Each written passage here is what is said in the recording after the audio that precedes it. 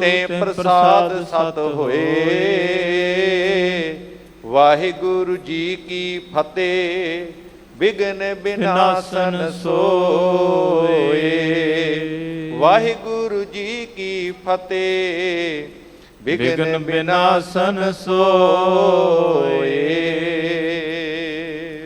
सतनाम श्री वाहिगुरु साहिब जी चौपई। संकट परे बिरलाप पुकारैं, नहीं सहायक संग निहारैं। अंतरजामी सब किस जानहे, तिस ते कहाँ छपावन ठानहे। संकट परे बिरलाप पुकारैं। वाहिगुरु जी का खालसा, वाहिगुरु जी की फतेह।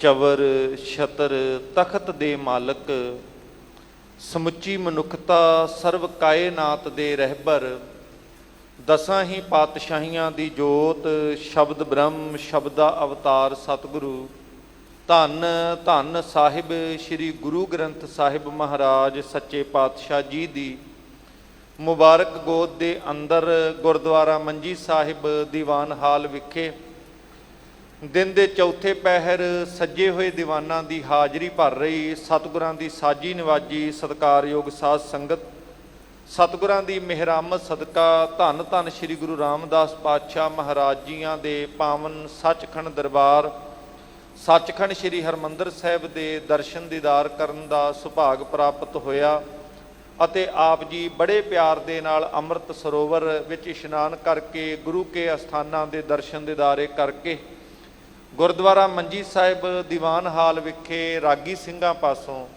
ਗੁਰਬਾਣੀ ਦਾ ਰਸ ਭਿੰਨਾ ਕੀਰਤਨ ਸਰਵਣ ਕਰ ਰਹੇ ਸੋ ਸਾਧ ਸੰਗਤ ਹੁਣ ਸਮਾਂ ਹੈ ਪਾਵਨ ਗੁਰ ਇਤਿਹਾਸ ਦੀ ਲੜੀਵਾਰ ਕਥਾ ਵਿਚਾਰ ਦੇ ਨਾਲ ਜੁੜਨ ਦਾ।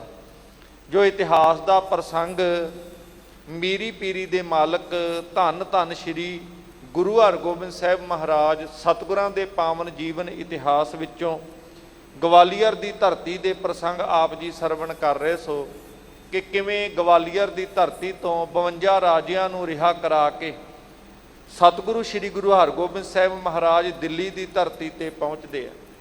ਜਿਹੜੇ ਗਵਾਲੀਅਰ ਤੋਂ ਰਾਜੇ ਰਿਹਾ ਕਰਾਏ ਉਹ ਅਜੇ ਹੌਲੀ ਹੌਲੀ ਆਉਣੇ ਸਨ। ਸਤਿਗੁਰੂ ਪਾਤਸ਼ਾਹ ਮਹਾਰਾਜ ਜੀ ਦਾ ਮੇਲ ਜਹਾਂਗੀਰ ਬਾਦਸ਼ਾਹ ਦੇ ਨਾਲ ਹੁੰਦਾ ਹੈ। ਸਤਿਗੁਰਾਂ ਦਾ ਬਹੁਤ ਮਾਣ ਤੇ ਸਤਿਕਾਰ ਕਰਦਾ ਹੈ। ਉੱਥੇ ਸਤਿਗੁਰੂ ਪਾਤਸ਼ਾਹ ਜੀ ਦੇ ਕੋਲ ਚੰਦੂ ਦੀਪੀ ਚਰਚਾ ਚੱਲਦੀ ਹੈ ਤੇ ਸਤਿਗੁਰੂ ਪਾਤਸ਼ਾਹ ਮਹਾਰਾਜ ਇਹ ਗੱਲ ਖਾਸ ਤੌਰ ਤੇ ਕਹਿੰਦੇ ਨੇ ਕਿ ਹੁਣ ਰੱਬ ਦੇ ਘਰ ਦੇ ਵਿੱਚ ਸਭਨਾਂ ਦੇ ਹੀ ਕੀਤੇ ਹੋਏ ਕਰਮਾਂ ਦਾ ਹਿਸਾਬ ਕਿਤਾਬ ਹੋਵੇਗਾ। ਉਹ ਲੇਖਾ ਜੋਖਾ ਜੋ ਜਿਸ ਨੇ ਜੋ ਕਰਮ ਕੀਤੇ ਨੇ ਉਹ ਪਰਮੇਸ਼ਰ ਦੇ ਘਰ ਦੇ ਵਿੱਚ ਲੇਖਾ ਹੋਵੇਗਾ।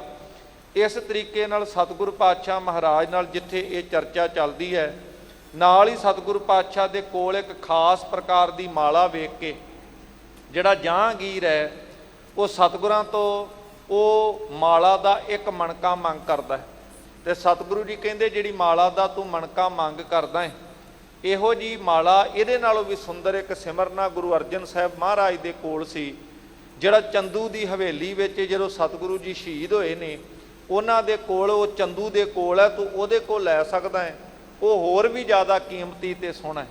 ਇਸ ਤਰੀਕੇ ਦੇ ਨਾਲ ਇਹ ਗੱਲ ਸਾਰੀ ਬਾਤ ਜਿਹੜੀ ਹੈ ਜਿਸ ਤਰੀਕੇ ਦੇ ਨਾਲ ਹੁੰਦੀ ਹੈ ਸਤਿਗੁਰੂ ਪਾਤਸ਼ਾਹ ਮਹਾਰਾਜ ਤੇ ਜਹਾਂਗੀਰ ਜਿਵੇਂ ਦਿੱਲੀ ਦੀ ਧਰਤੀ ਤੇ ਇੱਕ ਦੂਜੇ ਨਾਲ ਬਚਨ ਚਰਚਾ ਕਰ ਰਹੇ ਨੇ।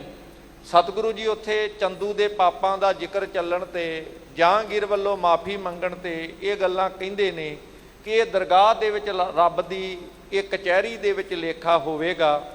ਉੱਥੇ ਉਸ ਰੱਬ ਦੇ ਘਰ ਦਾ ਜਿਹੜਾ ਸੱਚਾ ਨਿਆਂ ਹੈ ਇਨਸਾਫ ਹੈ, ਕਹਿੰਦੇ ਇੱਥੇ ਇਹ ਗੱਲਾਂ ਨਿਬੜਨ ਵਾਲੀਆਂ ਨਹੀਂ, ਬਾਕੀ ਉਹ ਪਰਮੇਸ਼ਰ ਦੇ ਘਰ ਦੀਆਂ ਵੱਡੀਆਂ ਵਡਿਆਈਆਂ ਨੇ ਤੇ ਹਰ ਬੰਦਾ ਆਪਣੇ ਕੀਤੇ ਹੋਏ ਕਰਮਾਂ ਦੇ ਹਿਸਾਬ ਦੇ ਨਾਲ ਫਲ ਪ੍ਰਾਪਤ ਕਰਦਾ ਹੈ।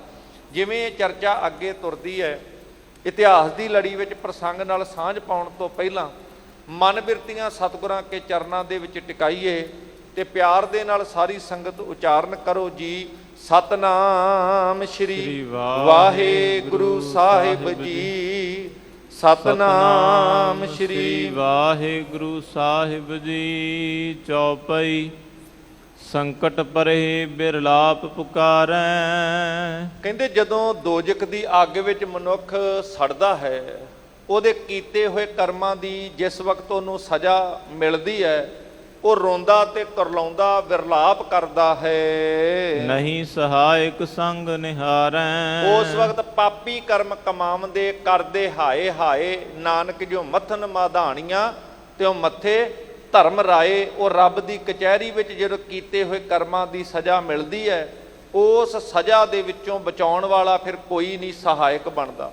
ਉੱਥੇ ਕੋਈ ਨੇੜੇ ਨਹੀਂ ਢੁਕਦਾ ਹੈ ਕਿ ਜਾ ਕਰਕੇ ਉੱਥੇ ਕੋਈ ਬਚਾ ਲਵੇ। ਅੰਤਰ ਜਾਮੀ ਸਭ ਕਿਛ ਜਾਣਹਿ। ਦਿਲਾਂ ਦੀ ਜਾਣਨ ਵਾਲਾ ਪਰਮੇਸ਼ਰ ਸਭ ਕੁਝ ਜਾਣਦਾ ਹੈ। ਲੋਕ ਬੰਦੇ ਨੂੰ ਧੋਖਾ ਦੇ ਸਕਦੇ ਨੇ, ਕਿਸੇ ਨਾਲ ਵੱਲ ਛਲ ਫਰੇਬ ਕਰ ਸਕਦੇ ਨੇ, ਝੂਠ ਬੋਲ ਸਕਦੇ ਨੇ, ਪਰ ਜਿਹੜਾ ਨਿਰੰਕਾਰ ਪਰਮੇਸ਼ਰ ਅੰਦਰ ਬੈਠਾ ਹੈ, ਉਹਦੇ ਤੋਂ ਕਿਵੇਂ ਕੋਈ ਗੱਲ ਲੁਕਾਈ ਜਾ ਸਕਦੀ ਹੈ। ਅੱਗੋਂ ਦੇਖੈ ਪਿੱਛੋਂ ਦੇਖੈ, ਤੁਝ ਤੇ ਕਹਾਂ ਛਪਾਵੇ। ਰੱਬ ਜੀ ਤੇਰੇ ਤੋਂ ਤੇ ਕੁਝ ਵੀ ਛੁਪਾਇਆ ਨਹੀਂ ਜਾ ਸਕਦਾ। ਕਿ ਦੇ ਕਿਵਾਰ ਅਨਕ ਪਰਦੇ ਮੈਂ ਪਰਦਾਰਾ ਸੰਗ ਫਾਕੇ, ਚਿੱਤਰ ਗੁਪਤ ਜਬ ਲੇਖਾ ਮੰਗੇ ਤਬ ਕੌਣ ਪੜਦਾ ਤੇਰਾ ਟੱਕ। ਬੜੀਆਂ ਥਾਵਾਂ ਤੇ ਪਰਦੇ ਪਾਲੇਗਾ, ਵਿਕਾਰ ਕਰਦਿਆਂ, ਮਾੜੇ ਕਰਮ ਕਰਦਿਆਂ, ਪਾਪ ਕਰਮ ਕਰਦਿਆਂ, ਪਰ ਲੋਕਾਂ ਦੇ ਸਾਹਮਣੇ ਤੇ ਪਰਦੇ ਪਾ ਕੇ ਆਪਣੇ ਆਪ ਨੂੰ ਬਚਾ ਸਕਦਾ ਹੈ। ਪਰ ਰੱਬ ਦੀ ਕਚਹਿਰੀ ਦੇ ਵਿੱਚ ਜਿਹੜਾ ਦਿਲਾਂ ਦੀ ਜਾਣਨ ਵਾਲਾ ਹੈ, ਉਹ ਜਿਹੜੇ ਗੁਪਤ ਰੂਪ ਵਿੱਚ ਚਿੱਤਰ ਤੇਰੇ ਨਾਲ ਨਾਲ ਲਿਖੇ ਜਾ ਰਹੇ ਨੇ, ਇੱਕ ਇੱਕ ਕਰਮ ਦਾ ਹਿਸਾਬ ਹੋ ਰਿਹਾ ਹੈ। ਕਹਿੰਦੇ ਉੱਥੇ ਫਿਰ ਤੈਨੂੰ ਆਖਰਕਾਰ ਕਿਵੇਂ ਬਚਾ ਹੋ ਸਕਦਾ। ਉਸ ਰੱਬ ਦੇ ਕੋਲੋਂ ਕੁਝ ਲੁਕਦਾ ਤੇ ਛਿਪਦਾ ਨਹੀਂ ਹੈ, ਉਹ ਸਭ ਕੁਝ ਜਾਣਨ ਵਾਲਾ ਹੈ। ਤਿਸ ਤੇ ਕਾਂਛ ਪਾਵਨ ਠਾਨਹਿ। ਕਹਿੰਦੇ ਉਸ ਪਰਮੇਸ਼ਰ ਤੋਂ ਕੌਣ ਹੈ ਜਿਹੜਾ ਛੁਪਾ ਸਕਦਾ ਹੈ। ਉਹਦੇ ਤੋਂ ਕੋਈ ਵੀ ਗੱਲ, ਕਿਸੇ ਦਾ ਕਰਮ, ਕਿਉਂਕਿ ਕਰਮ ਕੇਵਲ ਦਿਖਦੇ ਹੋਏ ਕਰਮ ਨਹੀਂ ਨੇ, ਅਸਲ ਵਿੱਚ ਮਨ ਕਰਕੇ, ਬਚਨਾ ਕਰਕੇ, ਇੱਕ ਪ੍ਰਤੱਖ ਕਰਕੇ ਵੀ ਕਰਮ ਕੀਤੇ ਜਾਂਦੇ। ਜਿਹੜੇ ਮਨ 'ਚ ਫੁਰਨੇ ਚੱਲਦੇ ਨੇ, ਵਿਚਾਰ ਚੱਲਦੇ ਨੇ, ਉਹ ਵੀ ਇੱਕ ਕਰਮ ਹੋ ਰਹੇ। ਮੁਖ ਤੋਂ ਕੁਝ ਬੋਲਦੇ ਆ, ਉਹ ਵੀ ਕਰਮ ਕੀਤੇ ਜਾ ਰਹੇ ਨੇ। ਇੱਕ ਪ੍ਰਤੱਖ ਤੌਰ ਤੇ ਕਰਮ ਕੀਤੇ ਜਾਂਦੇ ਨੇ। ਉਹ ਰੱਬ ਦੇ ਘਰ ਦੇ ਵਿੱਚ ਤੇ ਮਨ ਦੇ ਫੁਰਨੇ ਵੀ ਜਿਹੜੇ ਲੁਕਦੇ ਨਹੀਂ ਕਿ ਮਨੁੱਖ ਦੇ ਅੰਦਰ ਕਿੰਨੇ ਕੁ ਫੁਰਨੇ ਚੱਲਦੇ ਨੇ। ਬੜਾ ਸਾਫ਼ ਸੁਥਰਾ ਬੰਦਾ ਬੈਠਾ ਹੋਵੇ, ਕਿਤੇ ਇਸ ਮਨੁੱਖ ਦੇ ਮਨ ਦਾ ਪਰਦਾ ਖੋਲ ਕਰਕੇ ਕਿਤੇ ਸਾਹਮਣੇ ਰੱਖਿਆ ਜਾਵੇ ਤੇ ਇਹ ਮਨੁੱਖ ਵੀ ਕਿਸੇ ਨੂੰ ਮੂੰਹ ਦਿਖਾਉਣ ਜੋਗਾ ਨਾ ਰਹੇ। ਕਿੰਨੇ ਕੁ ਵਿਕਾਰ, ਕਿੰਨੇ ਕੁ ਮਾੜੇ ਖਿਆਲ, ਮਾੜੀਆਂ ਵਿਚਾਰਾਂ ਇਹਦੇ ਅੰਦਰ ਦਿਨ ਰਾਤ ਚੱਲਦੀਆਂ ਨੇ। ਤੇ ਸਤਿਗੁਰੂ ਕਹਿੰਦੇ ਉਸ ਪਰਮੇਸ਼ਰ ਤੋਂ ਭਲਾ ਕੋਈ ਵੀ ਕਰਮ ਕਿਵੇਂ ਛਿਪ ਸਕਦਾ ਹੈ। ਅਬ ਮਨ ਕਾ ਮਨ ਮੰਗਵਾਵੋ ਸੋਏ। ਇਸ ਤਰ੍ਹਾਂ ਜਿੱਥੇ ਰੱਬ ਦੇ ਘਰ ਦੀ ਗੱਲ ਦੱਸਦੇ ਨੇ, ਕੀਤੇ ਹੋਏ ਕਰਮਾਂ ਦੀ ਸਜ਼ਾ ਰੱਬ ਦੇ ਘਰ ਵਿੱਚ ਹੋਏਗੀ, ਇਹ ਗੱਲ ਕਰਦੇ ਨੇ ਗੁਰੂ ਹਰਗੋਬਿੰਦ ਸਾਹਿਬ ਮਹਾਰਾਜ ਜਹਾਂਗੀਰ ਨੂੰ। ਤੇ ਨਾਲ ਕਹਿੰਦੇ ਜੇ ਤੂੰ ਹੁਣ ਮੜਕਾ ਚਾਹੁੰਦਾ ਹੈ, ਜਿਹੜਾ ਸਾਡੀ ਇਸ ਸਿਮਰਨੇ ਦੇ ਵਿੱਚ ਮਾਲਾ ਵਿੱਚ ਤੂੰ ਦੇਖਿਆ ਹੈ, ਵੱਡੇ ਗੁਰੂ ਕੇ ਘਰ ਮੈਂ ਜੋਏ। ਇਸ ਕਰਕੇ ਉਹ ਮਣਕਾ ਮੰਗਵਾਉਣਾ ਕਰੋ ਜਿਹੜੇ ਵੱਡੇ ਗੁਰੂ ਅਰਜਨ ਸਾਹਿਬ ਪਾਤਸ਼ਾਹ ਮਹਾਰਾਜ ਜੀ ਨੇ ਆਪਣੇ ਗਲ ਵਿੱਚ ਉਹ ਮਾਲਾ ਦੇ ਰੂਪ ਵਿੱਚ ਪਹਿਨਿਆ ਹੋਇਆ ਸੀ। ਸੁਨਪਤ ਸ਼ਾਹੋ ਤਰਾਸੁਰ ਪਾਵਾ। ਇੱਧਰ ਬਾਦਸ਼ਾਹ ਜਿਉਂ-ਜਿਉਂ ਸਤਿਗੁਰਾਂ ਦੇ ਕੋਲੋਂ ਇਹ ਬਚਨ ਸੁਣਦਾ ਹੈ ਕਿ ਰੱਬ ਦੀ ਦਰਗਾਹ ਦੇ ਵਿੱਚ, ਉਸ ਦੀ ਕਚਹਿਰੀ ਵਿੱਚ ਕੀਤੇ ਹੋਏ ਕਰਮਾਂ ਦੀ ਮਨੁੱਖ ਨੂੰ ਸਜ਼ਾ ਮਿਲਦੀ ਹੈ, ਜਿਉਂ-ਜਿਉਂ ਰੱਬ ਦੀ ਕਚਹਿਰੀ ਦਾ ਹਾਲ, ਰੱਬ ਦੇ ਦਰ ਘਰ ਦੀ ਅਵਸਥਾ ਜਿਵੇਂ-ਜਿਵੇਂ ਜਹਾਂਗੀਰ ਬਾਦਸ਼ਾਹ ਸੁਣਦਾ ਹੈ, ਉਹਦੇ ਮਨ ਵਿੱਚ ਬੜਾ ਡਰ ਜਿਹੜਾ ਹੈ ਉਸ ਵਕਤ ਪੈਦਾ ਹੁੰਦਾ ਹੈ ਕਿ ਮੇਰੇ ਕੀਤੇ ਹੋਏ ਕਰਮਾਂ ਦੀ ਤੇ ਬਹੁਤ ਭਾਰੀ ਸਜ਼ਾ ਰੱਬ ਦੀ ਕਚਹਿਰੀ ਵਿੱਚ ਮਿਲੇਗੀ। ਪਾਠ ਨਰ ਚੰਦੂ ਨਿਕਟ ਬੁਲਾਵਾ। ਜਦੋਂ ਹੁਣ ਮਾਲਾ ਦੀ ਗੱਲ ਆਈ ਕਿ ਗੁਰੂ ਅਰਜਨ ਸਾਹਿਬ ਵਾਲੀ ਮਾਲਾ ਚੰਦੂ ਦੇ ਕੋਲ ਹੈ, ਉਹਨੇ ਆਪਣਾ ਇੱਕ ਬੰਦਾ ਭੇਜਿਆ ਤੇ ਕਿਹਾ ਕਿ ਜਾ ਕੇ ਛੇਤੀ ਨਾਲ ਚੰਦੂ ਨੂੰ ਬੁਲਾ ਕੇ ਸਾਡੇ ਕੋਲ ਲੈ ਕੇ ਆਉਣਾ ਕਰ। ਗੁਰ ਕਰ ਵਿਖੈ ਸਿਮਰਨੇ ਦਿਸ ਕੋ।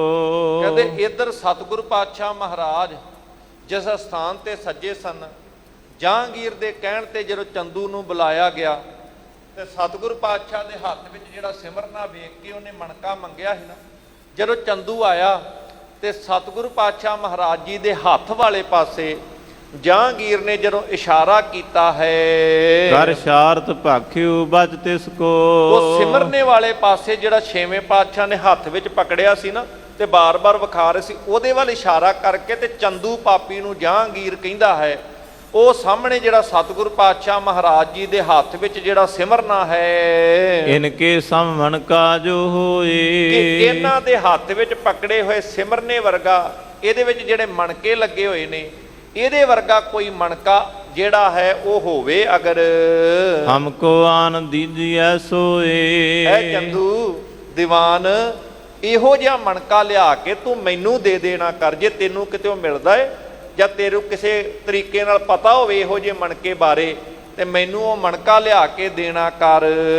ਸੁਨ ਚੰਦੂ ਕਰ ਜੋਰ ਉਚਾਰਾ। ਹੁਣ ਚੰਦੂ ਤੇ ਆਪਣੀਆਂ ਚਲਾਕੀਆਂ ਵਿੱਚ ਫਸਿਆ ਹੋਇਆ, ਉਹਨੂੰ ਨਹੀਂ ਪਤਾ ਕਿ ਕਿਹੜੀ ਕਹਾਣੀ ਵਿਗੜ ਚੁੱਕੀ ਹੋਈ ਹੈ, ਕਿਹੜੇ ਉਹਦੇ ਪਾਪ ਉਗੜ ਕੇ ਸਾਰਿਆਂ ਦੇ ਸਾਹਮਣੇ ਹੁਣ ਪ੍ਰਗਟ ਹੋਣ ਵਾਲੇ ਨੇ। ਹੱਥ ਜੋੜ ਕੇ ਬਾਦਸ਼ਾਹ ਜਹਾਂਗੀਰ ਨੂੰ ਬੇਨਤੀ ਕਰਨ ਲੱਗਾ, ਉਹ ਲੀਜੈ ਇਸ ਤੇ ਕੀਮਤ ਭਾਰਾ। ਕਹਿਣ ਲੱਗਾ ਇਹ ਮਣਕਾ ਇਹਦੇ ਨਾਲੋਂ ਵੀ ਕੀਮਤੀ ਮਣਕਾ ਹੈ ਮੇਰੇ ਕੋਲ, ਇਹਦੇ ਨਾਲੋਂ ਵੀ ਭਾਰੀ ਕੀਮਤ ਵਾਲੀ ਇੱਕ ਮਾਲਾ ਮੇਰੇ ਕੋਲ ਹੈ, ਉਹ ਤੁਹਾਨੂੰ ਲਿਆ ਕੇ ਦੇਵਾਂਗਾ। ਜਾਏ ਨਕੇਤ ਖੋਜ ਮੈਂ ਆਨੋ। ਮੈਂ ਜਾਵਾਂਗਾ ਘਰੇ ਖੋਜ ਕੇ ਲੱਭ ਕੇ ਲੈ ਆਵਾਂਗਾ। ਉਹਨੂੰ ਇਹ ਨਹੀਂ ਪਤਾ ਕਿ ਗੁਰੂ ਹਰਗੋਬਿੰਦ ਸਾਹਿਬ ਪਹਿਲਾਂ ਦੱਸ ਚੁੱਕੇ ਨੇ ਕਿ ਸਾਡੇ ਹੱਥ ਵਿੱਚ ਜਿਹੜੀ ਮਾਲਾ ਹੈ ਨਾ, ਇਹਦੇ ਨਾਲੋਂ ਜ਼ਿਆਦਾ ਕੀਮਤੀ ਮਾਲਾ ਜਿਹੜਾ ਮਣਕਾ ਹੈ ਉਹ ਤੇ ਅਸਲ 'ਚ ਗੁਰੂ ਅਰਜਨ ਸਾਹਿਬ ਕੋਲ ਸੀ, ਤੇ ਉਹ ਜਿਹੜੀ ਗੁਰੂ ਅਰਜਨ ਸਾਹਿਬ ਦੇ ਕੋਲ ਸੀ ਤੇ ਉਹ ਚੰਦੂ ਦੇ ਕੋਲ ਹੋਏਗੀ। ਹੁਣ ਆਪ ਹੀ ਆਪਣਾ ਜਿਹੜਾ ਸੀ ਅੰਦਰ ਦੀ ਅਵਸਥਾ ਜਿਹੜੀ ਚੋਰੀ ਕੀਤੀ, ਜਿਹੜਾ ਮਾੜਾ ਕਰਮ ਕੀਤਾ ਹੈ, ਪਾਪ ਕੀਤਾ ਹੈ, ਬੜੇ ਆਪਣੇ ਆਪੋ ਸਿਆਣਾ ਖਵਾਉਣ ਵਾਲਾ ਉਜਾਗਰ ਕਰ ਬੈਠਾ ਕਿ ਇਹ ਜਿਹੜੀ ਸਤਿਗੁਰਾਂ ਦੇ ਹੱਥ ਵਿੱਚ ਪਕੜੀ ਇਹਦੇ ਨਾਲੋਂ ਵੀ ਕੀਮਤੀ ਹੈ ਮੇਰੇ ਕੋਲ, ਤੇ ਮੈਂ ਹੁਣੇ ਜਾ ਕੇ ਆਪਣੇ ਘਰ ਤੋਂ ਲੈ ਕੇ ਆਉਣਾ ਹਾਂ। ਜਿਸ ਮੈਂ ਉਜਲਤਾ ਸੋ ਪਛਾਨੋ। ਕਹਿ ਲਗੇ ਤੁਸੀਂ ਵੇਖਿਓ ਉਹ ਮਣਕਾ ਤੇ ਉਹ ਮਾਲਾ ਇਹਦੇ ਨਾਲੋਂ ਵੀ ਜ਼ਿਆਦਾ ਸੋਹਣੀ ਹੋਏਗੀ ਜਿਹੜੀ ਗੁਰੂ ਸਾਹਿਬ ਦੇ ਹੱਥ ਵਿੱਚ, ਉਹਦੇ ਨਾਲੋਂ ਵੀ ਵਧੀਆ ਤੁਹਾਨੂੰ ਮੈਂ ਦਿਖਾਵਾਂਗਾ ਜਿਹੜੀ ਮੇਰੇ ਕੋਲ ਘਰ ਦੇ ਵਿੱਚ ਹੈ। ਸੁਨ ਹਜ਼ਰਤ ਕੀ ਆਇਸ ਗਇਓ। ਇਸ ਤਰ੍ਹਾਂ ਬਾਦਸ਼ਾਹ ਜਹਾਂਗੀਰ ਤੋਂ ਆਗਿਆ ਲੈ ਕੇ ਚੰਦੂ ਪਾਪੀ ਆਪਣੇ ਘਰ ਵਿੱਚ ਚਲਾ ਗਿਆ। ਜਾਏ ਸਦਨ ਮੈਂ ਪ੍ਰਾਪਤ ਭਇਓ। ਹੁਣ ਘਰ ਦੇ ਵਿੱਚ ਜਾ ਕੇ ਲੱਭਦਾ ਹੈ ਕਿ ਆਖਰਕਾਰ ਉਹ ਮਾਲਾ ਕਿੱਥੇ ਰੱਖੀ ਹੈ। ਸ੍ਰੀ ਅਰਜਨ ਕੇ ਘਰ ਕੀ ਮਾਲਾ। ਕਿਉਂਕਿ ਉਹਨੂੰ ਪਤਾ ਸੀ ਕਿ ਉਹ ਜਿਹੜੀ ਮਾਲਾ ਹੈ ਗੁਰੂ ਅਰਜਨ ਸਾਹਿਬ ਦੇ ਗਲ ਦੇ ਵਿੱਚੋਂ ਜਦੋਂ ਉਹਨਾਂ ਨੂੰ ਮੈਂ ਕਸ਼ਟ ਦਿੱਤੇ ਨੇ ਤੇ ਉਸ ਵਕਤ ਮੈਂ ਲੈ ਲਈ ਸੀ। ਲਿਆਓ ਨਿਕਾਸ ਕਹਿਓ ਇਸ ਕਾਲਾ। ਕਹਿ ਲੱਗੇ ਉਸ ਵਕਤ ਕਿ ਮੈਂ ਹੁਣੇ ਹੀ ਜਾ ਕੇ ਘਰ ਦੇ ਵਿੱਚੋਂ ਜਿਹੜਾ ਬਾਦਸ਼ਾਹ ਨੂੰ ਕਹਿ ਕੇ ਆਇਆ ਸੀ, ਮੈਂ ਗਿਆ ਤੇ ਸਮਝੋ ਆਇਆ, ਮੈਂ ਹੁਣੇ ਹੀ ਉਹ ਮਾਲਾ ਪਕੜ ਕੇ ਘਰੋਂ ਕੱਢ ਕੇ ਲੈ ਕੇ ਆਉਣਾ ਹਾਂ। ਦਾਸ ਗਇਓ ਜੈ ਦਸ਼ਟ ਖਜ਼ਾਨਾ। ਇਹ ਕਹਿ ਕੇ ਹੁਣ ਘਰ ਦੇ ਵਿੱਚ ਜਿੱਥੇ ਮਾਲਾ ਲੱਭ ਰਿਹਾ ਹੈ ਤੇ ਆਪਣੇ ਸੇਵਕ ਨੂੰ ਇੱਕ ਜਾ ਕਰਕੇ ਕਹਿੰਦਾ ਹੈ ਕਿ ਫਲਾਣੀ ਥਾਂ ਜਿੱਥੇ ਆਪਣਾ ਖਜ਼ਾਨਾ ਨੱਪਿਆ ਹੋਇਆ, ਪਹਿਲੇ ਸਮੇਂ ਦੇ ਵਿੱਚ ਖਜ਼ਾਨੇ ਨੂੰ ਮਿੱਟੀ ਵਿੱਚ ਨੱਪ ਕੇ ਰੱਖਿਆ ਕਰਦੇ ਸਨ, ਲੁਕਾ ਕੇ ਰੱਖਿਆ ਕਰਦੇ ਸਨ, ਕਿ ਜਿੱਥੇ ਖਜ਼ਾਨਾ ਸਾਡਾ ਦੱਬਿਆ ਹੋਇਆ ਹੈ ਖੋਜਤ ਭਏ ਨਾ ਪ੍ਰਾਪਤ ਪਾਨਾ। ਕਹਿ ਲੱਗੇ ਉੱਥੇ ਜਾ ਕੇ ਲੱਭਣਾ ਕਰੋ ਕਿ ਗੁਰੂ ਸਾਹਿਬ ਵਾਲੀ ਉਹ ਜਿਹੜੀ ਮਾਲਾ ਹੈ ਉੱਥੇ ਹੋਏਗੀ। ਹੁਣ ਜਿਹੜਾ ਸੇਵਕ ਹੈ ਉਹ ਘਰ ਦੇ ਵਿੱਚ ਚੰਗੀ ਤਰ੍ਹਾਂ ਖੋਜ ਕਰਦਾ ਹੈ, ਜਿੱਥੇ ਖਜ਼ਾਨਾ ਨੱਪਿਆ ਸੀ ਉੱਥੇ ਵੀ ਚੰਗੀ ਤਰ੍ਹਾਂ ਖੋਜ ਕੀਤੀ, ਪਰ ਕਿਸੇ ਥਾਂ ਦੇ ਉੱਪਰੋਂ ਵੀ ਉਹ ਖਜ਼ਾਨੇ ਦੇ ਵਿੱਚੋਂ ਉਹ ਮਾਲਾ ਹੁਣ ਲੱਭ ਨਹੀਂ ਪਾ ਰਹੀ। ਉਹ ਬੜਾ ਹੈਰਾਨ ਹੋ ਗਿਆ ਸੇਵਕ ਵੀ। ਧਰੀ ਹੁਤੀ ਜਿਸ ਥਾਨ ਮਜਾਰੀ। ਉਹ ਕਹਿੰਦਾ ਜਿਹੜੀ ਥਾਂ ਦੇ ਉੱਤੇ ਇਹ ਮਾਲਾ ਅਸੀਂ ਲੁਕਾ ਕਰਕੇ ਰੱਖੀ ਹੋਈ ਸੀ, ਤੈਂਤੇ ਮੁਖ ਕਾਟ ਨਿਕਾਰੀ। ਕਹਿੰਦੇ ਉਸ ਥਾਂ ਤੇ ਚੂਹੇ ਦੇ ਫਿਰਨ ਦੀਆਂ ਨਿਸ਼ਾਨੀਆਂ ਨਜ਼ਰ ਆਉਂਦੀਆਂ। ਲੱਗਦਾ ਕਿਸੇ ਚੂਹੇ ਨੇ ਕੱਟ ਕੇ ਉਸ ਥਾਂ ਤੇ ਉੱਥੇ ਖੁੱਡ ਬਣਾ ਕੇ ਰੁੱਡ ਬਣਾ ਕਰਕੇ ਉੱਥੋਂ ਚੂਹੇ ਨੇ ਕੱਢ ਕੇ ਬਾਹਰ ਕਿਤੇ ਕੱਢ ਲਈ ਹੈ। ਸਭ ਮਣ ਕੇ ਫੂਰਨ ਕਰ ਡਾਰੇ। ਫਿਰ ਉਹ ਜਿਹੜੀ ਮਾਲਾ ਹੈ ਉਹਦਾ ਇੱਕ ਵੀ ਮਣਕਾ ਹੁਣ ਸਬੂਤਾ ਨਹੀਂ ਨਜ਼ਰ ਆਉਂਦਾ, ਕਿਉਂਕਿ ਚੂਹੇ ਦੇ ਸਾਹਮਣੇ ਜਿਹੜੀ ਚੀਜ਼ ਆਈ ਉਹਨੇ ਤੇ ਕੁਤਰ ਹੀ ਛੱਡਣੀ ਹੈ, ਤੇ ਉਹ ਚੂਹਾ ਸਾਰੀ ਮਾਲਾ ਜਿਹੜੀ ਸੀ ਮਣਕਿਆਂ ਵਾਲੀ ਕੁਤਰ ਗਿਆ ਸੀ। ਤੇ ਉਹ ਕਹਿੰਦੇ ਇੱਕ ਵੀ ਮਣਕਾ ਉੱਥੇ ਸਾਬਤ ਨਜ਼ਰ ਨਹੀਂ ਆਉਂਦਾ। ਸੇਵਕ ਜਿਹੜਾ ਸੀ ਇਹ ਚੰਦੂ ਪਾਪੀ ਦਾ ਆ ਕੇ ਖਬਰ ਦਿੰਦਾ ਹੈ। ਪਰੀ ਕਿਰਚ ਕੁਛ ਤਾਂ ਨਿਹਾਰੇ। ਕਹਿ ਲੱਗਾ ਚੂਹੇ ਨੇ ਜਿਸ ਤਰੀਕੇ ਦੇ ਨਾਲ ਉੱਥੇ ਮਿਕਰਾਂ ਆਦਿਕ ਕੀਤੀਆਂ, ਟੋਟੇ ਪਏ ਹੋਏ ਨੇ ਨਾ ਜਿਹੜੇ ਕੁਤਰ ਕੇ, ਉਹ ਕੁਝ ਟੋਟੇ ਜੇ ਜ਼ਰੂਰ ਨਜ਼ਰ ਆਉਂਦੇ ਨੇ, ਪਰ ਅਸਲ ਦੇ ਵਿੱਚ ਉਹ ਸਾਰੀ ਕੁਤਰ ਕੇ ਉਹ ਚੂਹੇ ਨੇ ਖਤਮ ਕਰ ਦਿੱਤੀ ਹੈ। ਆਈ ਦਾਸ ਨੇ ਬਾਤ ਸੁਣਾਈ। ਕਹਿੰਦੇ ਇਸ ਤਰ੍ਹਾਂ ਜਦੋਂ ਸਾਰੀ ਗੱਲਬਾਤ ਸੇਵਕ ਨੇ ਆ ਕੇ ਚੰਦੂ ਨੂੰ ਦੱਸੀ ਹੈ, ਸੋ ਮੁਖ ਨੇ ਕਤਰ ਗਵਾਈ। ਇਹ ਚੂਹੇ ਨੇ ਇਸ ਤਰੀਕੇ ਨਾਲ ਕੁਤਰ ਕੇ ਸਾਰੀ ਮਾਲਾ ਉਹ ਗਵਾ ਦਿੱਤੀ ਆ, ਸਾਡੇ ਹੱਥ ਨਹੀਂ ਜੇ ਆਉਣੀ, ਉਹ ਤੇ ਸਾਰੀ ਚੂਹਾ ਕੁਤਰ ਗਿਆ ਹੈ। ਸਾਬਤ ਮਨ ਕਾ ਏਕ ਨ ਰਹਿਓ, ਉਸ ਮਾਲਾ ਦਾ ਇੱਕ ਵੀ ਮਣਕਾ ਸਾਬਤ ਨਹੀਂ ਲੱਭ ਰਿਹਾ। ਖੋਦੀ ਖੋਡ ਨਹਿ ਕੈਸੇ ਲਹਿਓ। ਕਹਿੰਦੇ ਇੱਥੋਂ ਤੱਕ ਜਿਹੜੀ ਚੂਹੇ ਦੀ ਖੁੱਡ ਸੀ, ਉਸ ਖੁੱਡ ਤੱਕ ਵੀ ਚੰਗੀ ਤਰੀਕੇ ਨਾਲ ਪੁਟਾਈ ਕਰਕੇ, ਖੁਦਾਈ ਕਰਕੇ ਚੰਗੀ ਤਰ੍ਹਾਂ ਵੇਖ ਲਿਆ ਹੈ, ਪਰ ਚੂਹੇ ਦੀ ਖੁੱਡ ਵਿੱਚ ਵੀ ਜਾ ਕੇ ਚੰਗੀ ਤਰ੍ਹਾਂ ਖੁਦਾਈ ਕਰਕੇ ਮਿੱਟੀ ਪੁੱਟ-ਪੁੱਟ ਕੇ ਵੇਖ ਲਿਆ, ਇੱਕ ਵੀ ਮਣਕਾ ਜਿਹੜਾ ਹੈ ਉਹ ਚੂਹੇ ਦੀ ਖੁੱਡ ਵਿੱਚੋਂ ਵੀ ਪ੍ਰਾਪਤ ਨਹੀਂ ਹੋ ਸਕਿਆ। ਸੁਨ ਚੰਦੂ ਕੈ ਚਿੰਤ ਵਿਸਾਲਾ। ਜਿਹੜਾ ਚੰਦੂ ਬੜੇ ਮਾਣ ਜੇ ਨਾਲ ਕਹਿ ਕੇ ਆਇਆ ਸੀ, ਗੁਰੂ ਸਾਹਿਬ ਦੇ ਹੱਥ ਦੀ ਮਾਲਾ, ਐ ਬਾਦਸ਼ਾਹ ਮੈਂ ਤੇ ਇਹਦੇ ਨਾਲੋਂ ਵੀ ਵਧੀਆ ਤੁਹਾਨੂੰ ਲਿਆ ਕੇ ਦੇਣਾ, ਤੇ ਹੁਣ ਬੜੀਆਂ ਸੋਚਾਂ ਤੇ ਫਿਕਰਾਂ ਦੇ ਵਿੱਚ ਪੈ ਗਿਆ ਚੰਦੂ ਪਾਪੀ। ਕਹਿਤੇ ਪ੍ਰਾਪਤ ਹੋਏ ਇਸ ਕਾਲਾ। ਹੁਣ ਸੋਚਦਾ ਹੈ ਬਾਦਸ਼ਾਹ ਨੂੰ ਮੈਂ ਕਹਿ ਆਇਆ, ਇਹਦੇ ਨਾਲੋਂ ਵਧੀਆ ਮੇਰੇ ਕੋਲ ਹੈ। ਝੂਠਾ ਤੇ ਪਹਿਲਾਂ ਹੀ ਹੋ ਗਿਆ, ਕਿਉਂਕਿ ਗੁਰੂ ਸਾਹਿਬ ਨੇ ਕਿਹਾ ਸੀ ਇਹਦੇ ਨਾਲੋਂ ਵਧੀਆ ਜਿਹੜੀ ਸੀ ਉਹ ਚੰਦੂ ਦੇ ਘਰ ਹੈ, ਆਪ ਇਹ ਗੱਲ ਕਬੂਲ ਕਰਕੇ ਆ ਚੁੱਕਿਆ ਹੋਇਆ। ਤੇ ਹੁਣ ਮਨ ਵਿੱਚ ਸੋਚਦਾ ਹੈ ਕਿ ਉਹੋ ਜੀ ਮਾਲਾ, ਅਜੇ ਉਹਨੂੰ ਇਹ ਨਹੀਂ ਪਤਾ ਕਿ ਖੇਡ ਕੀ ਵਰਤ ਚੁੱਕੀ ਹੈ, ਤੇ ਇਹ ਮੇਰੀ ਮਾਲਾ ਦਾ ਭੇਦ ਪਹਿਲਾਂ ਉਜਾਗਰ ਹੋ ਚੁੱਕਿਆ ਹੈ। ਪਰ ਹੁਣ ਸੋਚਦਾ ਕਿ ਜੇ ਮੈਂ ਬਾਦਸ਼ਾਹ ਨੂੰ ਕਿਹਾ ਹੈ ਕਿ ਮਾਲਾ ਮੇਰੇ ਕੋਲ ਹੈ, ਤੇ ਕਹਿੰਦੇ ਹੁਣ ਕਿੱਥੋਂ ਪ੍ਰਾਪਤ ਹੋਵੇ, ਇਸ ਗੱਲ ਦੇ ਬਾਰੇ ਵਿਚਾਰ ਕਰਦਾ ਹੈ। ਮਣਕਾ ਇੱਕ ਦੇਨੋਂ ਕਰ ਆਇਓ, ਕਿ ਮੈਂ ਬਾਦਸ਼ਾਹ ਨੂੰ ਇੱਕ ਮਣਕਾ ਦੇਣ ਦੀ ਗੱਲ ਕਰਕੇ ਆਇਆ ਹਾਂ। ਲਖੇ ਸ਼ਾਹ ਇਨ ਕੂਰ ਅਲਾਇਓ। ਪਰ ਜੇ ਮੈਂ ਮਣਕਾ ਬਾਦਸ਼ਾਹ ਨੂੰ ਨਾ ਦਿੱਤਾ ਤੇ ਬਾਦਸ਼ਾਹ ਨੇ ਕਹਿਣਾ ਇਹ ਝੂਠ ਹੀ ਬੋਲ ਕੇ ਮੇਰੇ ਕੋਲ ਗਿਆ ਸੀ। ਬਿਗੜ ਨਾ ਜਾਏ ਵਾਰਤਾ ਮੇਰੀ। ਕਿਤੇ ਐਸਾ ਨਾ ਹੋਵੇ ਬਾਦਸ਼ਾਹ ਨਾਲ ਬਣੀ ਬਣਾਈ ਹੋਈ ਗੱਲ ਕਿਤੇ ਮੇਰੀ ਵਿਗੜ ਨਾ ਜਾਵੇ। ਪਠੇ ਬਾਜ਼ਾਰ ਦਾਸ ਤਿਸ ਬੇਰੀ। ਉਹਨੇ ਉਸ ਵਕਤ, ਹੁਣ ਦੀਵਾਨ ਸੀ, ਪੈਸਾ ਵੀ ਖੁੱਲਾ ਸੀ, ਉਹਨੇ ਆਪਣੇ ਸੇਵਕ ਜਿਹੜੇ ਸੀ ਸ਼ਹਿਰ ਤੇ ਬਾਜ਼ਾਰ ਦੇ ਵਿੱਚ ਭੇਜ ਦਿੱਤੇ। ਉਸ ਵਕਤ ਧਨੀ ਬਨਕ ਗਨ ਨਿਕਟ ਪਠਾਏ। ਬਹੁਤ ਧਨੀ ਬਾਣੀਏ ਆਦਿਕ ਜਿਹੜੇ ਵਪਾਰੀ ਸਨ, ਜਿਹੜੇ ਨੇੜੇ ਨੇੜੇ ਜਿੱਥੇ ਜਿੱਥੇ ਤੱਕ ਪਹੁੰਚ ਹੋ ਸਕਦੀ ਸੀ, ਉੱਥੇ ਉੱਥੇ ਉਹਨੇ ਆਪਣੇ ਬੰਦੇ ਜਿਹੜੇ ਸੀ ਭੇਜਣੇ ਕੀਤੇ। ਦੇਵ ਮਨ ਕਾ ਮੁੱਲ ਲਿਓ ਮਨ ਭਾਏ। ਤੇ ਸਮਝਾ ਕੇ ਭੇਜਿਆ ਕਿ ਇਹੋ ਜਿਹੇ ਤਰੀਕੇ ਦਾ, ਇਸ ਰੰਗ ਢੰਗ ਦਾ ਇੱਕ ਮਣਕਾ ਜਿਹੜਾ ਹੈ ਮਾਲਾ ਦਾ, ਉਹ ਕਿਤੇੋਂ ਲੈ ਕਰਕੇ ਆਓ। ਜਿਹੋ ਜਿਹਾ ਕਿਸੇ ਨੂੰ ਕੋਈ ਮੁੱਲ ਚਾਹੀਦਾ ਹੈ, ਮੂੰਹ ਮੰਗਿਆ ਮੁੱਲ ਉਹਨੂੰ ਦੇ ਦਿੱਤਾ ਜਾਵੇਗਾ। ਦਿੱਲੀ ਪੁਰ ਮੈਂ ਨਰਗਨ ਫੇਰੇ। ਹੁਣ ਦਿੱਲੀ ਵਰਗਾ ਵੱਡਾ ਸ਼ਹਿਰ ਹੋਵੇ, ਸਾਰੇ ਸ਼ਹਿਰ ਦੇ ਅੰਦਰ ਉਸ ਵਕਤ ਜਿੱਥੇ ਜਿੱਥੇ ਇਹ ਜੌਹਰੀ ਆਦਿਕ ਸਨ, ਉਹਨਾਂ ਸਾਰਿਆਂ ਕੋਲ ਜਾ ਕਰਕੇ ਹੀਰਿਆਂ ਮਾਣਕਾਂ ਦੀਆਂ ਦੁਕਾਨਾਂ ਤੇ ਘੁੰਮ ਫਿਰ ਕੇ ਉਸ ਮਣਕੇ ਦੀ ਖੋਜ ਸਾਰਿਆਂ ਸੇਵਕਾਂ ਇਹਦਿਆਂ ਨੇ ਕੀਤੀ ਹੈ। ਆਨ ਆਨ ਕੇਤਕ ਤੈ ਹੇਰੇ। ਵੱਖ ਵੱਖ ਥਾਵਾਂ ਤੇ ਜਾ ਜਾ ਕੇ ਇਹ ਵੀ ਵੇਖਦਾ ਹੈ, ਸਾਰੇ ਸੇਵਕ ਇਹਦੇ ਵੇਖਦੇ ਹਨ। ਗੁਰੂ ਸਿਮਰਨੇ ਸਮਨੈ ਪਾਵੈ। ਪਰ ਜਿਹੋ ਜਿਹਾ ਸਿਮਰਨਾ ਸਤਿਗੁਰਾਂ ਦਾ ਸੀ, ਉਹੋ ਜਿਹਾ ਸਿਮਰਨਾ ਕਿਤੇੋਂ ਨਹੀਂ ਮਿਲਦਾ। ਕਰੇ ਸ਼ੀਗਰਤਾ ਬੌਰ ਪਠਾਵੈ। ਫੇਰ ਬੜੀ ਛੇਤੀ ਕਰਦਾ ਏ, ਛੇਤੀ ਛੇਤੀ ਵੱਖ ਵੱਖ ਥਾਵਾਂ ਤੇ ਆਪਣੇ ਬੰਦੇ ਭੇਜਦਾ ਹੈ ਚੰਦੂ। ਧਨੀ ਨਰਨ ਕੈ ਨਿਕਟ ਸਿਧਾਰੈ। ਜਿਹੜੇ ਨਗਰ ਦੇ ਧਨੀ ਅਮੀਰ ਆਦਿਕ ਸੀ, ਕਿਤੇ ਉਹਨਾਂ ਦੇ ਘਰਾਂ ਵਿੱਚ ਹੀ ਕਿਤੇੋਂ ਨਿਕਲ ਜਾਵੇ, ਲੱਭ ਜਾਵੇ, ਉਹਨਾਂ ਦੇ ਘਰ ਵਿੱਚ ਵੀ ਆਪਣੇ ਬੰਦੇ ਭੇਜਦਾ ਹੈ। ਘਰ ਜਵਾਹਰੀ ਫਿਰਤ ਨਿਹਾਰੈ। ਜੌਹਰੀਆਂ ਦੇ ਘਰ ਵੀ ਜਾ ਕਰਕੇ ਲੱਭਦਾ ਹੈ ਉਸ ਮਣਕੇ ਨੂੰ, ਮਾਲਾ ਨੂੰ। ਜੈ ਕੈ ਧਾਏ ਥਕੀ ਨਰ ਬ੍ਰਿੰਦ। ਪਰ ਸਾਰਾ ਦਿੱਲੀ ਨਗਰ ਖੋਜ ਮਾਰਿਆ, ਅਮੀਰਾਂ ਵਜ਼ੀਰਾਂ ਦੇ ਘਰ ਵੇਖ ਲਏ, ਜੌਹਰੀਆਂ ਦੀਆਂ ਦੁਕਾਨਾਂ ਫੋਲ ਮਾਰੀਆਂ, ਹੀਰੇ ਮਾਣਕਾਂ ਦੀਆਂ ਦੁਕਾਨਾਂ ਵੀ ਵੇਖ ਲਈਆਂ, ਪਰ ਕਿਤੇੋਂ ਵੀ ਲੱਭਣ ਤੇ ਇਹੋ ਜਿਹਾ ਮਣਕਾ ਨਾ ਪ੍ਰਾਪਤ ਹੋ ਸਕਿਆ। ਸਾਰੇ ਸੇਵਕ ਇਹਦੇ ਜਿਹੜੇ ਸੀ ਚੰਗੀ ਤਰ੍ਹਾਂ ਥੱਕ ਹਾਰ ਗਏ। ਕਿਤੋਂ ਨਾ ਪ੍ਰਾਪਤ ਦਿਨ ਮਾਨਿੰਦ। ਸਤਿਗੁਰਾਂ ਦੇ ਮਣਕੇ ਵਰਗਾ ਮਣਕਾ ਕਿਤੇੋਂ ਵੀ ਪ੍ਰਾਪਤ ਨਾ ਹੋਇਆ। ਭਇਓ ਸ਼ਾਹੋ ਕੋ ਸ਼ੋਕ ਵਿਸਾਲਾ। ਇੱਧਰ ਬਾਦਸ਼ਾਹ ਬੜੀ ਸੋਚਾਂ ਦੇ ਵਿੱਚ ਪਿਆ ਹੋਇਆ ਉਡੀਕ ਕਰ ਰਿਹਾ ਸੀ। ਕਰਤ ਪ੍ਰਤੀਖਨ ਭਾ ਚਿਰ ਕਾਲਾ। ਲੰਮੇ ਚਿਰ ਤੋਂ ਉਹ ਸੋਚਾਂ ਵਿੱਚ ਪਿਆ ਉਡੀਕ ਕਰ ਰਿਹਾ ਸੀ ਕਿ ਕਦੋਂ ਚੰਦੂ ਆਵੇਗਾ, ਕਿ ਹੁਣੇ ਹੀ ਮੈਂ ਆਉਣਾ, ਇਹ ਕਹਿ ਕੇ ਤੇ ਗਿਆ ਸੀ। ਪਠਿਓ ਅਪਰ ਨਰ ਲਿਆਓ ਹਕਾਰੀ। ਇਹਨੇ ਫਿਰ ਬਾਦਸ਼ਾਹ ਜਹਾਂਗੀਰ ਨੇ ਇੱਕ ਹੋਰ ਬੰਦਾ ਤਿਆਰ ਕੀਤਾ, ਕਹਿੰਦਾ ਜਾਓ ਛੇਤੀ ਨਾਲ ਚੰਦੂ ਨੂੰ ਬੁਲਾ ਕੇ ਲੈ ਕੇ ਆਉਣਾ ਕਰੋ। ਕਿਮ ਚੰਦੂ ਕਹੋ ਲਾਗ ਵਾਰੀ। ਤੇ ਜਾ ਕੇ ਵੇਖੋ ਸਹੀ ਆਖਰਕਾਰ ਚੰਦੂ ਨੂੰ ਇਹ ਦੇਰੀ ਕਿਉਂ ਲੱਗ ਰਹੀ ਹੈ। ਅਬ ਲਓ ਕਿਉਂ ਨਾ ਆਵਨ ਕੀਓ। ਹੁਣੇ ਕਹਿ ਕੇ ਕਿ ਹੁਣੇ ਆਉਣਾ ਵਾ, ਹੁਣੇ ਲੈ ਕੇ ਆਇਆ ਜੀ, ਇਹ ਕਹਿ ਕੇ ਗਿਆ। ਅਜੇ ਤੱਕ ਉਹ ਚੰਦੂ ਪਾਪੀ ਉਹ ਵਾਪਸ ਨਹੀਂ ਮੁੜਿਆ। ਬਾਦਸ਼ਾਹ ਤੇ ਸਿੱਧਾ ਚੰਦੂ ਦੀਵਾਨ ਹੀ ਸ਼ਬਦ ਵਰਤਦਾ ਹੋਏਗਾ, ਅਸੀਂ ਉਹਨੂੰ ਪਾਪੀ ਕਹਿੰਦੇ ਆ।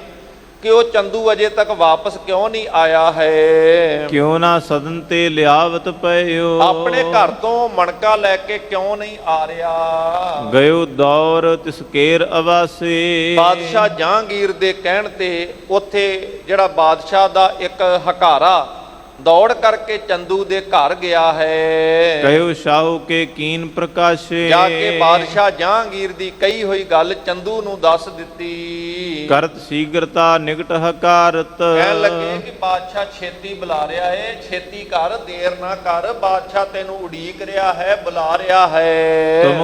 ਤੁਮ ਕਿਮ ਬੈਠੇ ਚਿੰਤ ਨ ਧਾਰਤ, ਤੇ ਤੂੰ ਕਿਵੇਂ ਬੇਫਿਕਰਾ ਜਿਹਾ ਹੋ ਕੇ ਬੈਠਾ ਹੈ। ਉਹ ਜਿਹੜਾ ਹਕਾਰਾ ਗਿਆ ਸੀ ਚੰਦੂ ਨੂੰ ਜਾ ਕੇ ਦੱਸਦਾ, ਤੂੰ ਬੇਫਿਕਰਾ ਹੋ ਕੇ ਬੈਠਾ, ਤੇਰੇ ਮਨ ਵਿੱਚ ਕੋਈ ਬਾਦਸ਼ਾਹ ਦਾ ਡਰ ਹੀ ਨਹੀਂ ਕਿ ਉਹ ਤੈਨੂੰ ਉਡੀਕ ਰਿਹਾ ਹੈ ਤੇ ਤੂੰ ਅਜੇ ਤੱਕ ਉਹਦੇ ਕੋਲ ਜਾ ਨਹੀਂ ਰਿਹਾ। ਦੋਹਰਾ ਚੰਦੂ ਪੀਛੇ ਗੁਰ ਕਹੀ, ਸਭ ਮਾਲਾ ਇਸ ਪਾਸ।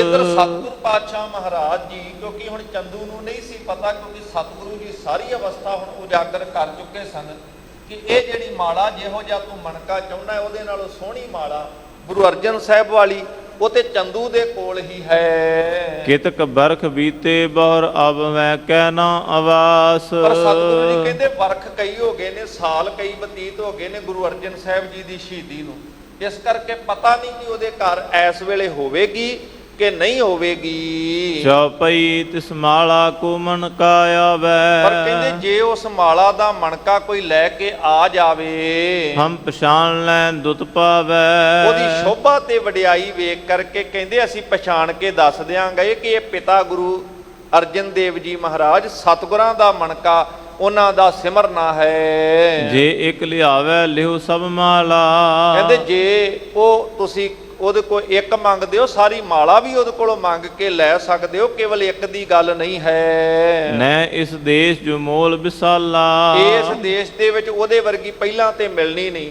ਦੂਜੀ ਏਡੀ ਕੀਮਤੀ ਹੈ ਕਿ ਉਹਦਾ ਮੁੱਲ ਦੇ ਕਰਕੇ ਵੀ ਉਹ ਕੋਈ ਪ੍ਰਾਪਤ ਨਹੀਂ ਕਰ ਸਕਦਾ, ਬਹੁਤ ਕੀਮਤੀ ਉਹ ਮਾਲਾ ਹੈ। ਇਸ ਪਾਪੀ ਨੇ ਸੁਧ ਨਾ ਜਨਾਈ। ਇੱਧਰ ਜਹਾਂਗੀਰ ਬਾਦਸ਼ਾਹ ਮਾਨੀ ਮਨ ਵਿੱਚ ਉਹ ਉਡੀਕ ਕਰ ਰਿਹਾ ਹੈ ਤੇ ਸਤਿਗੁਰ ਪਾਤਸ਼ਾਹ ਮਹਾਰਾਜ ਇਹ ਗੱਲ ਕਹਿੰਦੇ ਨੇ ਕਿ ਇਹ ਪਾਪੀ ਨੇ ਤੈਨੂੰ ਅਜੇ ਤੱਕ ਖਬਰ ਨਹੀਂ ਦੱਸਣੀ ਕੀਤੀ ਕਿ ਗੁਰੂ ਅਰਜਨ ਸਾਹਿਬ ਮਹਾਰਾਜ ਨਾਲ ਕੀ ਇਹਨੇ ਕਾਰਾ ਕੀਤਾ ਹੈ। ਕਰੀ ਅਵਗਿਆ ਉਚਿਤ ਸਜਾਈ, ਜਿਹੜੀ ਇਹਨੇ ਅਵਗਿਆ ਕੀਤੀ ਹੈ ਇਹਨੂੰ ਇਹਦੇ ਕੀਤੇ ਕਰਮਾਂ ਦੀ ਸਜ਼ਾ ਦੇਣੀ ਯੋਗ ਬਣਦੀ ਹੈ। ਸੁਨਤ ਸ਼ਾਹੂ ਕਹਿ ਲਿਆਵਨ ਦੇਹੂ, ਇਹ ਹੁਣ ਸਤਿਗੁਰ ਪਾਤਸ਼ਾਹ ਦੇ ਕੋਲ, ਕਿਉਂਕਿ ਜਹਾਂਗੀਰ ਤੇ ਆਪਣੇ ਪਾਪ ਬਖਸ਼ਾਉਂਦਾ, ਕਹਿੰਦਾ ਮੈਨੂੰ ਤੇ ਬਹੁਤਾ ਪਤਾ ਹੀ ਨਹੀਂ ਲੱਗਾ ਜੀ, ਸਾਰਾ ਕੁਝ ਤੇ ਚੰਦੂ ਦਾ ਕੀਤਾ ਹੋਇਆ। ਇਸ ਕਰਕੇ ਸਤਿਗੁਰ ਪਾਤਸ਼ਾਹ ਮਹਾਰਾਜ ਜੀ ਨੂੰ ਬੇਨਤੀ ਰੂਪ ਵਿੱਚ ਉਹ ਤਰਲੇ ਜੇ ਮਾਰ ਰਿਹਾ ਸੀ ਕਿ ਮੇਰੀ ਕੋਈ ਗਲਤੀ ਨਹੀਂ। ਇੱਧਰ ਨਾਲ ਹੀ ਜਦੋਂ ਸਤਿਗੁਰੂ ਕਹਿੰਦੇ ਹੁਣ ਇਹੋ ਜਿਹੇ ਚੰਦੂ ਵਰਗੇ ਪਾਪੀ ਨੂੰ ਕੀਤੇ ਕਰਮਾਂ ਦੀ ਸਜ਼ਾ ਦੇਣੀ ਯੋਗ ਬਣਦੀ ਹੈ, ਤੇ ਬਾਦਸ਼ਾਹ ਸਾਰੀ ਗੱਲ ਸੁਣ ਕੇ ਕਹਿੰਦਾ ਇੱਕ ਵਾਰ ਉਹ ਮਣਕਾ ਉਹਨੂੰ ਲੈ ਕੇ ਆਉਣ ਤਾਂ ਦਿਓ। ਜਸ ਆਵੇ ਤਸ ਪਰਖ ਕਰੇਹੂ, ਜਿੱਦਾਂ ਹੀ ਉਹ ਲੈ ਕੇ ਆਵੇਗਾ ਉਸ ਵਕਤ ਤੁਸੀਂ ਪਰਖ ਕਰ ਲੈਣਾ, ਉਹਦੀ ਚੰਗੀ ਤਰ੍ਹਾਂ ਪੜਚੋਲ ਕਰ ਲਿਆ ਜੇ। ਆਗੇ ਸੁਣੀ ਪੀਰ ਤੇ ਬਾਤ, ਇੱਕ ਪਾਸੇ ਸਤਿਗੁਰਾਂ ਦੇ ਕੋਲੋਂ ਇਹ ਖਬਰ ਚੰਦੂ ਬਾਰੇ ਸਾਰੀ ਕਲੀਅਰ ਹੋ ਗਈ, ਦੂਸਰੇ ਪਾਸੇ ਪੀਰ ਸਾਈਂ ਮੀਆਂ ਮੀਰ ਜੀ ਦੇ ਕੋਲੋਂ ਚੰਦੂ ਪਾਪੀ ਦੀਆਂ ਕਰਤੂਤਾਂ ਬਾਦਸ਼ਾਹ ਜਹਾਂਗੀਰ ਨੇ ਪਹਿਲਾਂ ਸੁਣੀਆਂ ਸਨ। ਜਿਮ ਇਨ ਕਰੇ ਕਪਟਕ ਘਾਤ, ਜਿਸ ਤਰੀਕੇ ਨਾਲ ਵੱਲ ਛਲ ਫਰੇਬ ਇਹ ਬਾਦਸ਼ਾਹ ਨਾਲ ਕਰਦਾ ਰਿਹਾ, ਗੁਰੂ ਅਰਜਨ ਸਾਹਿਬ ਮਹਾਰਾਜ ਨਾਲ ਕੀਤਾ, ਤੇ ਸਤਿਗੁਰਾਂ ਨੂੰ ਜਿਵੇਂ ਇਹ ਸ਼ਹੀਦ ਕਰ ਗਿਆ ਸੀ, ਇਹ ਸਾਰੀ ਖਬਰ ਵਾਰਤਾ ਸਾਈਂ ਮੀਆਂ ਮੀਰ ਜੀ ਜਿਹੜੇ ਇਹ ਬਾਦਸ਼ਾਹ ਜਹਾਂਗੀਰ ਨੂੰ ਦੱਸ ਚੁੱਕੇ ਸਨ। ਜੇ ਅਪਰਾਧੀ ਹੈ ਤੁਮਾਰਾ, ਅੱਗੋਂ ਹੁਣ ਬਾਦਸ਼ਾਹ ਜਹਾਂਗੀਰ ਆਪਣੇ ਆਪ ਨੂੰ ਸਾਫ਼ ਸੁਥਰਾ ਸੁੱਚਾ ਜਿਹਾ ਦੱਸਦਿਆਂ ਹੋਇਆਂ ਕਹਿੰਦਾ ਹੈ ਕਿ ਇਹ ਜਿਹੜਾ ਚੰਦੂ ਹੈ ਨਾ, ਇਹ ਸਤਿਗੁਰੂ ਜੀ ਇਹ ਤੁਹਾਡੇ ਦਰ ਘਰ ਦਾ ਵੱਡਾ ਅਪਰਾਧੀ ਹੈ। ਆਪ ਸੰਭਾਰੋ ਜਿਉ ਉਰ ਧਾਰਾ, ਮੈਂ ਤੇ ਇਹਨੂੰ ਤੁਹਾਡੇ ਹਵਾਲੇ ਕਰ ਦਿਆਂਗਾ, ਜਿਵੇਂ ਤੁਹਾਨੂੰ ਚਾਹੀਦਾ ਹੈ ਉਸ ਤਰੀਕੇ ਨਾਲ ਇਹਦੇ ਨਾਲ ਕਰ ਲਿਆ ਜੇ। ਸੀਸ ਹਮਾਰੇ ਫਰਜ਼ ਨਾ ਰਹੈ, ਮੇਰੇ ਸਿਰ ਤੇ ਕੋਈ ਕਰਜ਼ ਨਾ ਕਿਸੇ ਤਰੀਕੇ ਦਾ ਰਹਿ ਜਾਵੇ। ਜਿਮ ਕੀਨੋ ਤਿਮ ਫਲ ਕੋਲ ਹੈ, ਕਿਉਂਕਿ ਜਿਹੋ ਜਿਹੇ ਕਰਮ ਇਸ ਪਾਪੀ ਨੇ ਕੀਤੇ ਨੇ ਉਹੋ ਜਿਹੇ ਫਲ ਜਿਹੜੇ ਨੇ ਇਸ ਨੂੰ ਮਿਲਣੇ ਚਾਹੀਦੇ ਹਨ। ਇਮ ਕਹਿ ਨਰ ਪੁਨ ਔਰ ਪਠਾਇਓ, ਕਹਿ ਲੱਗੇ ਇਸ ਤਰ੍ਹਾਂ ਜਿੱਥੇ ਜਹਾਂਗੀਰ ਸਤਿਗੁਰਾਂ ਨੂੰ ਕਹਿੰਦਾ ਕਿ ਮੈਂ ਤੁਹਾਡੇ ਹਵਾਲੇ ਕਰ ਦਿਆਂਗਾ, ਜਿੱਦਾਂ ਦਾ ਫਲ ਦੇਣਾ ਇਹਦੇ ਕਰਮਾਂ ਦਾ ਤੁਸੀਂ ਦੇ ਦਿਓ, ਪਰ ਜਦੋਂ ਅਜੇ ਤੱਕ ਵੀ ਚੰਦੂ ਨਹੀਂ ਨਾ ਆਇਆ ਇੰਨੇ ਨੂੰ ਫੇਰ ਇੱਕ ਹੋਰ ਬੰਦਾ ਤਿਆਰ ਕਰਕੇ ਚੰਦੂ ਨੂੰ ਬੁਲਾਉਣ ਵਾਸਤੇ ਜਹਾਂਗੀਰ ਬਾਦਸ਼ਾਹ ਨੇ ਫੇਰ ਭੇਜ ਦਿੱਤਾ।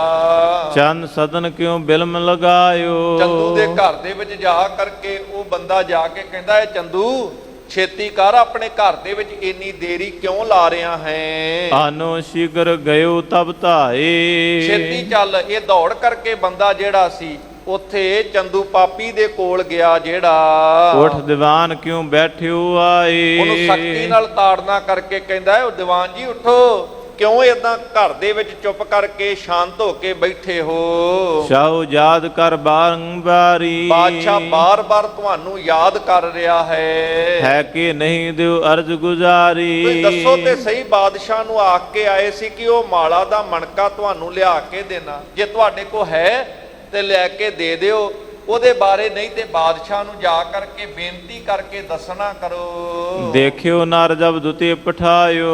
ਹੁਣ ਇਸ ਤਰੀਕੇ ਦੇ ਨਾਲ ਪਹਿਲਾਂ ਬੰਦਾ ਬੁਲਾਉਣ ਵਾਸਤੇ ਭੇਜਿਆ ਸੀ, ਉਦੋਂ ਬਾਦਸ਼ਾਹ ਦੇ ਕੋਲ ਗਿਆ ਸੀ ਚੰਦੂ ਤੇ ਕਹਿ ਕੇ ਆਇਆ ਸੀ ਮਣਕਾ ਲੈ ਕੇ ਆ ਜਾਵਾਂਗਾ। ਜਦੋਂ ਦੇਰੀ ਹੋਈ ਤੇ ਦੂਜਾ ਬੰਦਾ ਬੁਲਾਉਣ ਆਇਆ, ਉਹਨੂੰ ਵੀ ਵਾਪਸ ਭੇਜਿਆ, ਅਜੇ ਉਹ ਬੰਦਾ ਵਾਪਸ ਨਹੀਂ ਗਿਆ ਤੇ ਇਹਨੇ ਨੂੰ ਤੀਸਰਾ ਬੰਦਾ ਜਿਹੜਾ ਸੀ, ਇਹ ਹੁਣ ਦੋ ਬੰਦੇ ਲਗਾਤਾਰ ਆ ਗਏ ਵਾਪਸ ਫੇਰ ਬੁਲਾਉਣ ਵਾਸਤੇ ਘਰ ਗਿਆ ਨੂੰ।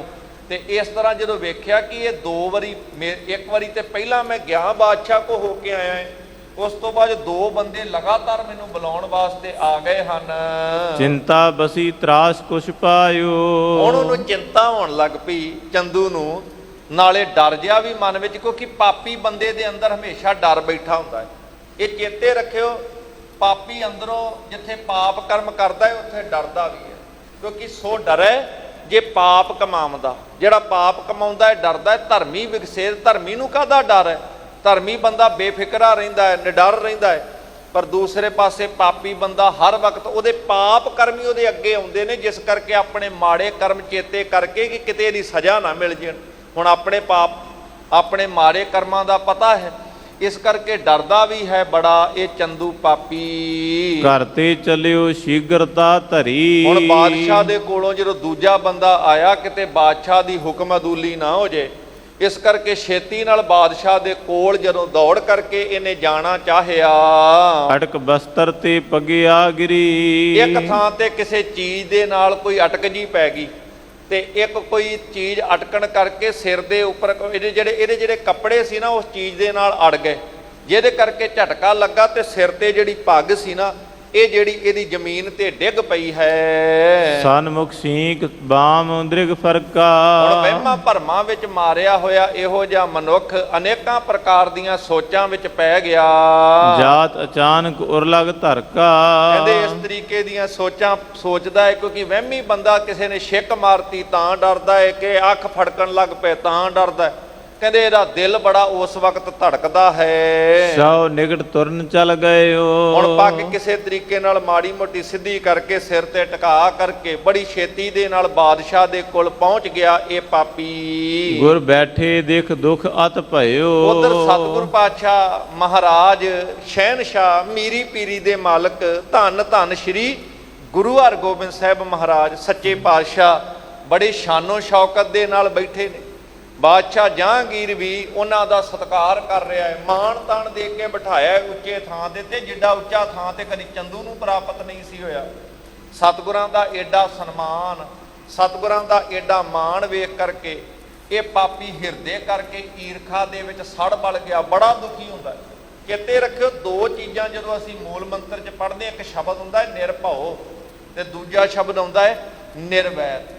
ਆਪਾਂ ਕਈ ਵਾਰ ਸੋਚਦੇ ਹਾਂ ਫਲਾਣਾ ਬੰਦਾ ਬੜੀ ਈਰਖਾ ਕਰਦਾ ਹੈ, ਪਤਾ ਨਹੀਂ ਵੈਰ ਕਿਉਂ ਕਰਦਾ ਹੈ। ਅਸਲ ਵਿੱਚ ਜਿੱਥੇ ਭਉ ਹੈ ਉੱਥੇ ਵੈਰ ਹੈ, ਤੇ ਜਿੱਥੇ ਨਿਰਭਉ ਹੈ ਉੱਥੇ ਨਿਰਵੈਰਤਾ ਹੈ। ਇਹ ਦੋਵੇਂ ਸ਼ਬਦ ਨਾਲ ਨਾਲ ਨੇ। ਜਿਹੜਾ ਬੰਦਾ ਡਰਦਾ ਹੈ ਉਹ ਈਰਖਾ ਵੀ ਕਰਦਾ ਹੈ, ਕਿਉਂਕਿ ਡਰ ਕਰਕੇ ਮੰਨ ਲਓ ਕਿਸੇ ਥਾਂ ਤੇ ਚਾਰ ਬੰਦੇ ਇਕੱਠੇ ਰਹਿੰਦੇ ਹੋਣ, ਕੋਈ ਕੰਮ ਕਰਦੇ ਹੋਣ, ਉੱਥੇ ਅਗਰ ਬੰਦਾ ਈਰਖਾ ਕਰ ਰਿਹਾ ਤਾਂ ਉਹਦੇ ਅੰਦਰ ਡਰ ਹੈ ਕਿ ਕਿਤੇ ਦੂਜਾ ਨਾ ਮੇਰੀ ਥਾਂ ਲੈ ਲਵੇ।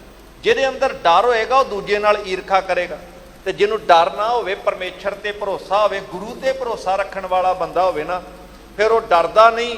ਤੇ ਜਿਹੜਾ ਡਰਦਾ ਨਹੀਂ ਉਹ ਕਿਸੇ ਨਾਲ ਈਰਖਾ ਵੀ ਨਹੀਂ ਕਰਦਾ।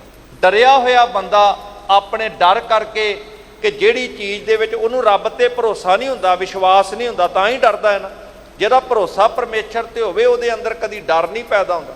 ਇਸੇ ਕਰਕੇ ਸਿੱਖ ਗੁਰੂ ਕੋਲ ਆ ਕੇ ਭਰੋਸੇ ਦੀ ਦਾਤ ਮੰਗਦਾ ਹੈ ਕਿ ਸੱਚੇ ਪਾਤਸ਼ਾਹ ਜੇ ਸਿੱਖਾਂ ਨੂੰ ਸਿੱਖੀ ਦਿੰਦੇ ਹੋ, ਕੇਸ ਦਾਨ, ਰਹਿਤ ਦਾਨ, ਵਿਵੇਕ ਦਾਨ, ਵਿਸਾਹ ਦਾਨ, ਭਰੋਸਾ ਦਾਨ, ਇਹ ਭਰੋਸਾ ਵੀ ਮਾਲਕ ਕੋਲੋਂ ਮੰਗੀਏ। ਜਿੱਥੇ ਭਰੋਸਾ ਆ ਜਾਏਗਾ, ਗੁਰੂ ਦੇ ਉੱਪਰ ਵਿਸ਼ਵਾਸ ਰੱਖਾਂਗੇ ਕਿ ਸਭ ਕੁਝ ਕਰਨ ਵਾਲਾ ਉਹ ਭਲਾ ਹੀ ਕਰੇਗਾ ਤੇਰੇ ਜੀਵਨ ਵਿੱਚ, ਤੂੰ ਆਪਣੀ ਕਿਰਤ ਕਰ, ਗੁਰੂ ਦੇ ਹੁਕਮਾਂ ਅਨੁਸਾਰ ਕਾਰਜ ਕਰ, ਗੁਰਸਿੱਖ ਮੀਤ ਚੱਲੋ ਗੁਰ ਚਾਲੀ, ਸਿੱਖਾ ਗੁਰੂ ਦੇ ਰਾਹ ਤੇ ਤੁਰ। ਤੇ ਜਦੋਂ ਭਰੋਸਾ ਰੱਖ ਕੇ ਚੱਲਾਂਗੇ ਫਿਰ ਡਰਨ ਦੀ ਲੋੜ ਨਹੀਂ। ਜਦੋਂ ਡਰ ਨਹੀਂ ਤੇ ਫਿਰ ਈਰਖਾ ਵੀ ਨਹੀਂ ਆਏਗੀ। ਹੁਣ ਚੰਦੂ ਡਰਦਾ ਹੈ ਤੇ ਡਰਦਾ ਹੋਇਆ ਈਰਖਾ ਵੀ ਕਰਦਾ। ਇਹ ਭਉ ਤੇ ਵੈਰ ਇਕੱਠੇ ਨੇ, ਤੇ ਜਿੱਥੇ ਨਿਰਭਉ ਦਾ ਜਾਪ ਹੈ ਉੱਥੇ ਨਿਰਵੈਰਤਾ ਵੀ ਆ ਜਾਂਦੀ ਹੈ, ਤੇ ਨਿਰਭਉ ਨੂੰ ਜਪਣ ਵਾਲੇ ਕਿਸੇ ਨਾਲ ਵੈਰ ਨਹੀਂ ਕਰਦੇ। ਹੁਣ ਇਹ ਗੁਰੂ ਸਾਹਿਬ ਨੂੰ ਵੇਂਦਾ ਹੋਇਆ ਡਰਿਆ ਹੋਇਆ ਪਾਪੀ ਅੰਦਰੋਂ ਬੜਾ ਦੁਖੀ ਹੋ ਰਿਹਾ ਹੈ, ਕਿਤੇ ਮੇਰੇ ਪਾਪ ਸਾਰੇ ਉਜਾਗਰ ਹੋ ਗਏ ਤੇ ਮੈਨੂੰ ਤੇ ਬਹੁਤ ਭਾਰੀ ਸਜ਼ਾ ਮਿਲੇਗੀ। ਇਸ ਕਰਕੇ ਡਰਦਾ ਹੋਇਆ ਹੀ ਗੁਰੂ ਨਾਲ ਈਰਖਾ ਕਰ ਰਿਹਾ ਹੈ। ਹਾਥ ਜੋਰ ਬੋਲਿਓ ਢਿਗ ਸ਼ਾਹੂ, ਦੋਵੇਂ ਹੱਥ ਜੋੜ ਕੇ ਬਾਦਸ਼ਾਹ ਦੇ ਕੋਲ ਬੇਨਤੀ ਕਰਦਾ ਹੈ। ਮਨ ਕੇ ਹੁਤੇ ਮੋਰ ਘਰ ਮਾਹੂ, ਕਹਿਣ ਲੱਗਾ ਐ ਬਾਦਸ਼ਾਹ ਸਲਾਮਤ, ਮੇਰੇ ਘਰ ਦੇ ਵਿੱਚ ਜਿਹੜੇ ਮਣਕੇ ਪਏ ਹੋਏ ਸਨ, ਰਹੇ ਖੋਜ ਸੋ ਅਬ ਨਹਿ ਪਾਏ। ਮੈਂ ਸਾਰਾ ਘਰ ਖੋਜ ਮਾਰਿਆ ਹੈ ਪਰ ਮੈਨੂੰ ਘਰ ਦੇ ਵਿੱਚ ਉਹ ਮਣਕੇ ਕਿਤੇ ਨਹੀਂ ਲੱਭੇ। ਉਨ ਨਰ ਬ੍ਰਿੰਦ ਬਾਜ਼ਾਰ ਪਠਾਏ, ਫਿਰ ਮੈਂ ਬਹੁਤ ਸਾਰੇ ਬੰਦੇ ਬਾਜ਼ਾਰ ਵੀ ਭੇਜੇ ਹਨ, ਖੋਜ ਰਹੇ ਨ ਕਿਤਹੂ ਪਾਏ। ਉਹ ਬੰਦੇ ਸਾਰੇ ਬਾਜ਼ਾਰ ਦੇ ਵਿੱਚ, ਦੁਕਾਨਾਂ ਤੇ, ਘਰਾਂ ਵਿੱਚ ਵੀ ਖੋਜ ਆਏ ਪਰ ਕਿਤਿਓਂ ਵੀ ਉਹੋ ਜਿਹਾ ਮਣਕਾ ਨਹੀਂ ਮਿਲਿਆ। ਸਭ ਬਲ ਤੇ ਚੂਚੇ ਨਰ ਆਏ, ਸਾਰੀਆਂ ਥਾਵਾਂ ਤੋਂ ਉਹ ਬੰਦੇ ਜਿਹੜੇ ਮੈਂ ਭੇਜੇ ਸੀ ਖਾਲੀ ਹੱਥੀ ਵਾਪਸ ਆ ਗਏ ਹਨ। ਅਬ ਜੇ ਦੇਰ ਕਰੋ ਦਿਨ ਕੋਏ। ਹਾਂ, ਇੱਕ ਗੱਲ ਹੋ ਸਕਦੀ ਹੈ ਇਹ ਬਾਦਸ਼ਾਹ ਸਲਾਮਤ, ਜੇ ਇੱਕ ਅੱਧੇ ਦਿਨ ਦੀ ਮੋਹਲਤ ਦੇ ਦਿਓ, ਥੋੜਾ ਟਾਈਮ ਦੇ ਦਿਓ ਅਗਰ ਤੁਸੀਂ, ਆਨੇ ਖੋਜ ਨਗਰ ਜਿਸ ਹੋਏ, ਫਿਰ ਮੈਂ ਉਹ ਮਣਕਾ ਤੁਹਾਨੂੰ ਲਿਆ ਕੇ ਦੇ ਸਕਦਾ। ਥੋੜਾ ਟਾਈਮ ਦੇ ਦਿਓ ਕਿਉਂਕਿ ਅੱਜ ਤੇ ਨਹੀਂ ਲੱਭ ਰਿਹਾ, ਮੈਂ ਪੂਰਾ ਯਤਨ ਕਰ ਲਿਆ। ਪਰ ਜੇ ਇੱਕ ਦੋ ਦਿਨਾਂ ਦੀ ਤੁਸੀਂ ਮੋਹਲਤ ਦੇ ਦਿੰਦੇ ਹੋ ਤੇ ਮੈਂ ਨਗਰ ਦੇ ਵਿੱਚ ਖੋਜ ਕੇ ਲੱਭ ਕੇ ਤੁਹਾਨੂੰ ਜ਼ਰੂਰ ਲਿਆ ਦੇਵਾਂਗਾ। ਹਿਮ ਕੈ ਚੰਦੂ ਤੂਸ਼ਣ ਹੋਇਓ। ਇਸ ਤਰ੍ਹਾਂ ਕਹਿ ਕੇ ਹੁਣ ਬੋਲਣ ਜੋਗਾ ਕੁਝ ਹੈ ਨਹੀਂ ਸੀ ਤੇ ਚੰਦੂ ਪਾਪੀ ਚੁੱਪ ਕਰ ਗਿਆ। ਸਾਹੂ ਬਚਨ ਗੁਰ ਕੇ ਹੱਥ ਜੋਇਓ। ਕਹਿੰਦੇ ਇੱਧਰ ਬਾਦਸ਼ਾਹ ਵਾਲੇ ਪਾਸੇ ਨੂੰ ਜਦੋਂ ਸਤਿਗੁਰ ਪਾਤਸ਼ਾਹ ਮਹਾਰਾਜ ਨੇ ਵੇਖਿਆ, ਜਿਹੜਾ ਬਾਦਸ਼ਾਹ ਸਤਿਗੁਰਾਂ ਵੱਲ ਵੇਖ ਰਿਹਾ ਹੈ, ਤੇ ਸਤਿਗੁਰ ਪਾਤਸ਼ਾਹ ਜਦੋਂ ਬਾਦਸ਼ਾਹ ਵੱਲ ਵੇਖਦੇ ਹਨ, ਰਿਸ ਕੁਛ ਕਹਿਓ ਪਿਖਿਓ ਇਤ ਕਹਾਂ। ਸਤਿਗੁਰ ਪਾਤਸ਼ਾਹ ਮਹਾਰਾਜ ਜਦੋਂ ਬਾਦਸ਼ਾਹ ਦੀ ਨਜ਼ਰ ਪੈਂਦੀ ਹੈ ਨਾ ਗੁਰੂ ਹਰਗੋਬਿੰਦ ਸਾਹਿਬ ਮਹਾਰਾਜ ਵੱਲ, ਤੇ ਉਹ ਚੰਦੂ ਚੁੱਪ ਕਰ ਗਿਆ ਤੇ ਬਾਦਸ਼ਾਹ ਸਿਰ ਘੁਮਾ ਕੇ ਜਦੋਂ ਗੁਰੂ ਸਾਹਿਬ ਵੱਲ ਵੇਂਦਾ ਹੈ ਕਿ ਹੁਣ ਸਤਿਗੁਰੂ ਕੀ ਕਹਿੰਦੇ ਆ, ਭਲਾ ਉਹਨਾਂ ਦਾ ਉੱਤਰ ਉਡੀਕ ਲਵਾਂ। ਤੇ ਸਤਿਗੁਰ ਪਾਤਸ਼ਾਹ ਵੀਰ ਰਸ ਵਿੱਚ ਵਿਵਾਕ ਹੋ ਕੇ, ਜਿਵੇਂ ਉਸਤਾਦ ਬੱਚੇ ਨੂੰ ਨਹੀਂ ਡਾਂਟ ਦਿੰਦਾ, ਇਸ ਤਰੀਕੇ ਦੇ ਨਾਲ ਉਹਨਾਂ ਦੇ ਸਾਹਮਣੇ ਕੀ ਬਾਦਸ਼ਾਹ, ਇਹੋ ਜਿਹੇ ਸੈਂਕੜੇ ਕਰੋੜਾਂ ਲੱਖਾਂ ਅਰਬਾਂ ਖਰਬਾਂ ਬਾਦਸ਼ਾਹ ਗੁਰੂ ਸਾਹਿਬ ਦੇ ਚਰਨਾਂ ਵਿੱਚ ਰੁਲਦੇ ਫਿਰਦੇ ਆ। ਸਤਿਗੁਰਾਂ ਨੂੰ ਕਾਹਦੀ ਪਰਵਾਹ ਇਹੋ ਜਿਹੇ ਬਾਦਸ਼ਾਹ ਦੀ? ਲੋਕਾਂ ਵਾਸਤੇ ਬਾਦਸ਼ਾਹ ਹੋਏਗਾ, ਗੁਰੂ ਵਾਸਤੇ ਕਾਹਦਾ ਬਾਦਸ਼ਾਹ? ਇਹ ਬਾਦਸ਼ਾਹੀਆਂ, ਇਹ ਪਾਤਸ਼ਾਹੀਆਂ ਬਖਸ਼ਣ ਵਾਲੇ ਵੀ ਸਤਿਗੁਰ ਪਾਤਸ਼ਾਹ ਮਹਾਰਾਜ ਨੇ। ਚਾਹੁਣ ਤੇ ਇੱਕ ਪਲ ਵਿੱਚ ਕਿਸੇ ਨੂੰ ਬਾਦਸ਼ਾਹ ਬਣਾ ਦੇਣ, ਤੇ ਚਾਹੁਣ ਇੱਕ ਪਲ ਵਿੱਚ ਖੋ ਕੇ ਭਿਖਾਰੀ ਤੋਂ ਵੀ ਮਾੜਾ ਹਾਲ ਕਰ ਦੇਣ। ਇਹ ਤੇ ਗੁਰੂ ਘਰ ਦੀਆਂ ਵੱਡੀਆਂ ਵਡਿਆਈਆਂ, ਸਤਿਗੁਰਾਂ ਨੂੰ ਕਾਹਦੀ ਇਹਦੀ ਪਰਵਾਹ? ਤੇ ਵੀਰ ਰਸ ਦੇ ਵਿੱਚ ਭਰੇ ਹੋਏ ਸਤਿਗੁਰੂ ਪਾਤਸ਼ਾਹ ਕਹਿੰਦੇ, ਬਾਦਸ਼ਾਹ ਸਾਡੇ ਵੱਲ ਕੀ ਵੇਨਾ ਹੈ? ਪ੍ਰਭੂ ਦਰਗਾਹ ਏਕ ਸਮਝਾਹਾਂ। ਇਹ ਚੇਤੇ ਰੱਖ ਲਾ, ਰੱਬ ਦੇ ਦਰਗਾਹ ਦੇ ਵਿੱਚ ਸਾਰੇ ਨਿਆਂ ਇੱਕ ਸਮਾਨ ਹੁੰਦੇ ਹਨ। ਬਦਲਾ ਪਿਤ ਕੋ ਲੇਵੈ ਤਹਾਂ। ਪਿਤਾ ਗੁਰੂ ਅਰਜਨ ਸਾਹਿਬ ਪਾਤਸ਼ਾਹ ਨਾਲ ਕੀਤੇ ਹੋਏ ਮਾੜੇ ਕਰਮ ਦੀ ਉੱਥੇ ਆਪ ਇਹਨਾਂ ਪਾਪੀਆਂ ਨੂੰ ਜ਼ਰੂਰ ਸਜ਼ਾ ਮਿਲੇਗੀ। ਨਰਕ ਸਜਾਏ ਪਾਪੀਆਂ ਮਹਾ। ਜਿਸ ਥਾਂ ਤੇ ਨਰਕਾਂ ਵਿੱਚ, ਦੋਜਕ ਵਿੱਚ ਪਾਪੀਆਂ ਨੂੰ ਭਿਆਨਕ ਕਸ਼ਟ ਦਿੱਤੇ ਜਾਂਦੇ ਹਨ। ਕਹੀ ਪੀਰ ਕੀ ਇੱਕ ਉਰਬੀ ਚ। ਇੱਕ ਪਾਸੇ ਤੇ ਸਤਿਗੁਰ ਪਾਤਸ਼ਾਹ ਕਹਿੰਦੇ ਨੇ, ਤੂੰ ਕੀ ਮੇਰੇ ਵੱਲ ਵੇਖਦਾ? ਇਹ ਤੇ ਰੱਬ ਦੇ ਘਰ ਲੇਖਾ ਹੋਏਗਾ, ਤੂੰ ਵੇਖ, ਇਹ ਰੱਬ ਦੇ ਘਰ ਦਾ ਲੇਖਾ ਸੱਚਾ ਹੈ ਤੇ ਉਸ ਲੇਖੇ ਨੂੰ ਕੋਈ ਮਿਟਾ ਨਹੀਂ ਸਕਦਾ। ਇੰਨੀ ਕੁ ਗੱਲ ਜਦੋਂ ਸਤਿਗੁਰੂ ਜੀ ਕਹਿੰਦੇ, ਇੱਕ ਪਾਸੇ ਸਤਿਗੁਰਾਂ ਦੇ ਵਿਵਾਕ ਬੋਲੇ ਹੋਏ ਬਚਨ, ਤੇ ਦੂਸਰੇ ਪਾਸੇ ਸਾਈਂ ਮੀਆਂ ਮੀਰ ਜੀ ਦੇ ਨਾਲ ਹੀ ਜਿਹੜੀ ਬਚਨ ਚਰਚਾ ਜਹਾਂਗੀਰ ਦੀ ਹੋਈ ਸੀ, ਕਰਿਓ ਕੁਕਰਮ ਜਥਾ ਇਹ ਨੀਚ। ਜਿਨ੍ਹਾਂ ਨੇ ਦੱਸਿਆ ਸੀ ਕਿ ਗੁਰੂ ਅਰਜਨ ਸਾਹਿਬ ਪਾਤਸ਼ਾਹ ਦੇ ਨਾਲ ਬਹੁਤ ਮਾੜੇ ਕਰਮ ਕਰਕੇ ਇਸ ਪਾਪੀ ਨੇ ਭਿਆਨਕ ਕਸ਼ਟ ਦਿੱਤੇ ਹਨ। ਦੁਤੀਏ ਗੁਰੂ ਕਹਿਓ ਬਹੁ ਬਾਰ। ਇੱਕ ਪਾਸੇ ਸਾਈਂ ਮੀਆਂ ਮੀਰ ਜੀ ਵੱਲੋਂ ਚੰਦੂ ਪਾਪੀ ਦੀਆਂ ਕਰਤੂਤਾਂ ਉਜਾਗਰ ਕੀਤੀਆਂ ਗਈਆਂ, ਦੂਸਰਾ ਸਤਿਗੁਰੂ ਪਾਤਸ਼ਾਹ ਸ਼ਾਂਤ ਸਰੂਪ ਹੋ ਕਰਕੇ ਬਾਰ-ਬਾਰ ਇਹੀ ਗੱਲ ਕਹਿੰਦੇ ਹਨ। ਜਾਣਿਓ ਨਿਸ਼ਚੈ ਕਰ ਨਿਰਧਾਰ। ਸਤਿਗੁਰੂ ਕਹਿੰਦੇ ਰੱਬ ਦੇ ਘਰ ਲੇਖਾ ਹੋਏਗਾ, ਪਰਮੇਸ਼ਰ ਦੇ ਘਰ ਇਨਸਾਫ ਹੋਏਗਾ। ਦੂਸਰੇ ਪਾਸੇ ਚੰਦੂ ਪਾਪੀ ਦੀਆਂ ਕਰਤੂਤਾਂ ਸਾਈਂ ਮੀਆਂ ਮੀਰ ਦੀਆਂ ਦੱਸੀਆਂ। ਹੁਣ ਇਹ ਸਾਰੇ ਪਾਸੇ, ਇੱਕ ਪਾਸੇ ਕਰਤੂਤਾਂ ਚੰਦੂ ਪਾਪੀ ਦੀਆਂ ਜਾਣਦਾ ਹੈ ਜਹਾਂਗੀਰ, ਤੇ ਸਤਿਗੁਰੂ ਪਾਤਸ਼ਾਹ ਮਹਾਰਾਜ ਕਹਿੰਦੇ ਰੱਬ ਦੇ ਘਰ ਲੇਖਾ ਹੋਵੇਗਾ।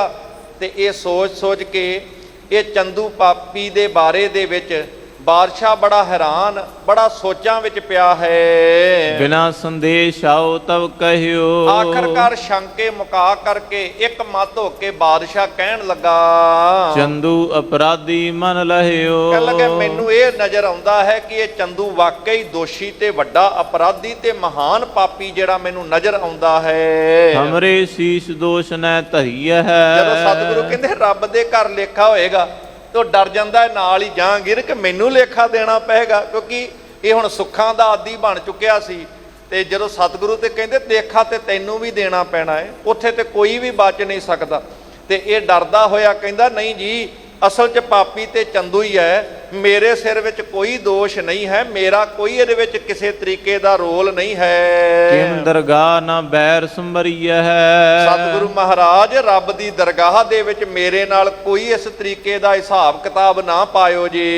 ਇਹਾਂ ਨਬੇਰੋ ਬਦਲਾ ਸਾਰਿਓ। ਤੁਸੀਂ ਇੱਥੇ ਹੀ ਸਾਰੇ ਬਦਲੇ ਜਿਹੜੇ ਨੇ, ਜਿਹੜੀਆਂ ਸਜ਼ਾਵਾਂ ਦੇਣੀਆਂ ਨੇ ਪਾਪਾਂ ਦੀਆਂ, ਉਹ ਇੱਥੇ ਹੀ ਦੇ ਦੇਣਾ ਕਰੋ। ਹਮਕੋ ਆਸ਼ਿਕ ਬਚਨ ਉਚਾਰੋ। ਬਸ ਤੁਸੀਂ ਮਿਹਰ ਕਰ ਦੋ, ਮੈਨੂੰ ਤੇ ਅਸੀਸ ਰੂਪੀ ਬਚਨਾਂ ਨਾਲ ਹੀ ਕਿਰਪਾ ਕਰੋ ਜੀ। ਜੇ ਹਮਰੀ ਕੁਛ ਲਖੋ ਖਟਾਈ। ਹਾਂ, ਜੇ ਕਹਿੰਦਾ ਮੇਰੇ ਕੋਲ ਕੋਈ ਖਟਾਈ ਹੋਈ ਹੈ, ਕੋਈ ਮਾੜੀ ਮੋਟੀ ਭੁੱਲ ਜੇ ਮੇਰੇ ਕੋਲੋਂ ਲੱਗਦੀ ਹੈ ਤੁਹਾਨੂੰ, ਤੋ ਹਮ ਕੋ ਦਿਓ ਦੰਡ ਬਣਾਈ। ਤੇ ਉਹਦੇ ਬਦਲੇ ਵਿੱਚ ਉਹ ਦੰਡ ਮੈਨੂੰ ਦੇ ਦਿਓ। ਕਿਉਂਕਿ ਸਤਿਗੁਰੂ ਕਹਿ ਚੁੱਕੇ ਸੀ ਉੱਥੇ ਫਿਰ ਕਿਸੇ ਨੇ ਪੁਕਾਰ ਨਹੀਂ ਸੁਣਨੀ। ਉੱਥੇ ਜਿੰਨਾ ਮਰਜ਼ੀ ਰੋਵੇਂਗਾ, ਕੁਰਲਾਹੇਂਗਾ, ਪੁਕਾਰੇਂਗਾ, ਰੱਬ ਦੇ ਘਰ 'ਚ ਫਿਰ ਪਾਪੀ ਕਰਮ ਕਮਾਉਂਦੇ ਕਰਦੇ ਹਾਏ ਹਾਏ, ਉੱਥੇ ਹਾਏ ਹਾਈ ਕਰਦੇ ਨੇ, ਫਿਰ ਸੁਣਿਆ ਸੁਣਦਾ ਨਹੀਂ ਕੋਈ। ਕੂਕ ਪੁਕਾਰ ਸੁਣਦਿਆਂ ਕੋਈ ਮਦਦ ਕਰਨੀ ਆਉਂਦਾ। ਉਹ ਡਰਦਾ ਹੈ ਮਨ ਹੀ ਮਨ ਵਿੱਚ ਕਿ ਉੱਥੇ ਤੇ ਕਿਸੇ ਨੇ ਸੁਣਨੀ, ਇੱਥੇ ਤੇ ਘੱਟੋ ਘੱਟ ਤਰਲਾ ਮਾਰ ਲਾਂਗਾ ਸਤਿਗੁਰਾਂ ਦੇ ਕੋਲ, ਸਾਹਮਣੇ ਕੋਲ ਨੇ ਸਤਿਗੁਰੂ, ਤੇ ਸਤਿਗੁਰੂ ਬਚਾ ਲੈਣਗੇ। ਇਸ ਕਰਕੇ ਕਹਿੰਦਾ ਇੱਥੇ ਹੀ ਨਿਬੇੜ ਲਓ ਜਿਹੜਾ ਕੁਝ ਨਿਬੇੜਨਾ ਹੈ। ਮੇਰੀ ਕੋਈ ਕਮੀ ਨਜ਼ਰ ਆਉਂਦੀ ਹੈ ਤੇ ਜਿਹੜਾ ਉਹ ਸਜ਼ਾ ਦੇਣੀ ਮੈਨੂੰ ਇੱਥੇ ਦੇ ਦਿਓ।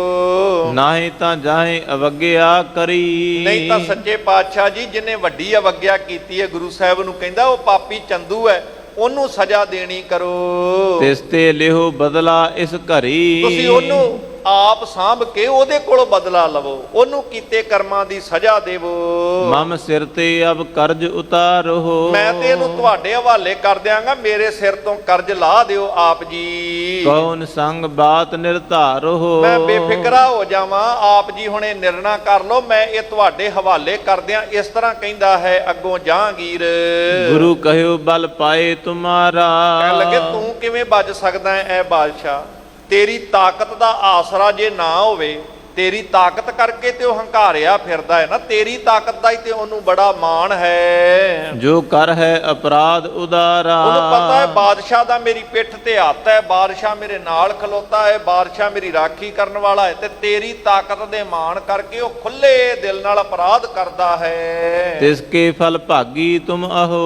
ਇਸ ਕਰਕੇ ਇਹ ਬਾਦਸ਼ਾਹ ਜੇ ਉਹ ਮਾੜੇ ਕਰਮ ਚੰਦੂ ਕਰਦਾ ਏ ਤੇ ਉਹਦੇ ਪਿੱਛੇ ਤਾਕਤ ਤੇਰੀ ਹੋਣ ਕਰਕੇ ਉਹਦੇ ਕੀਤੇ ਹੋਏ ਮਾੜੇ ਕਰਮਾਂ ਦੇ ਫਲ ਵਿੱਚ ਭਾਗੀ ਤੂੰ ਵੀ ਬਣਦਾ ਹੈ। ਚਲ ਦਰਗਾਹ ਵਿਖੇ ਕਿਮ ਕਹੋ। ਰੱਬ ਦੀ ਦਰਗਾਹ ਵਿੱਚ ਜਾ ਕੇ ਕਿਵੇਂ ਕਹੇਗਾ ਜੀ ਮੇਰਾ ਦੋਸ਼ ਨਹੀਂ, ਉੱਥੋਂ ਕਿਵੇਂ ਬਚ ਜਾਵੇਂਗਾ। ਗਏ ਲੇਖਾ ਸਭ ਲੈਣਾ ਦੇਣਾ। ਉਸ ਰੱਬ ਦੇ ਘਰ ਦੇ ਵਿੱਚ ਸਾਰਾ ਲੈਣ ਦੇਣ ਦਾ ਲੇਖਾ ਹਿਸਾਬ ਕਿਤਾਬ ਸਾਰਾ ਪੂਰਾ ਕੀਤਾ ਜਾਂਦਾ ਹੈ। ਹੇਤ ਸਭਨ ਕੋ ਕਿਮੋ ਮਿਟੈ ਨਾ।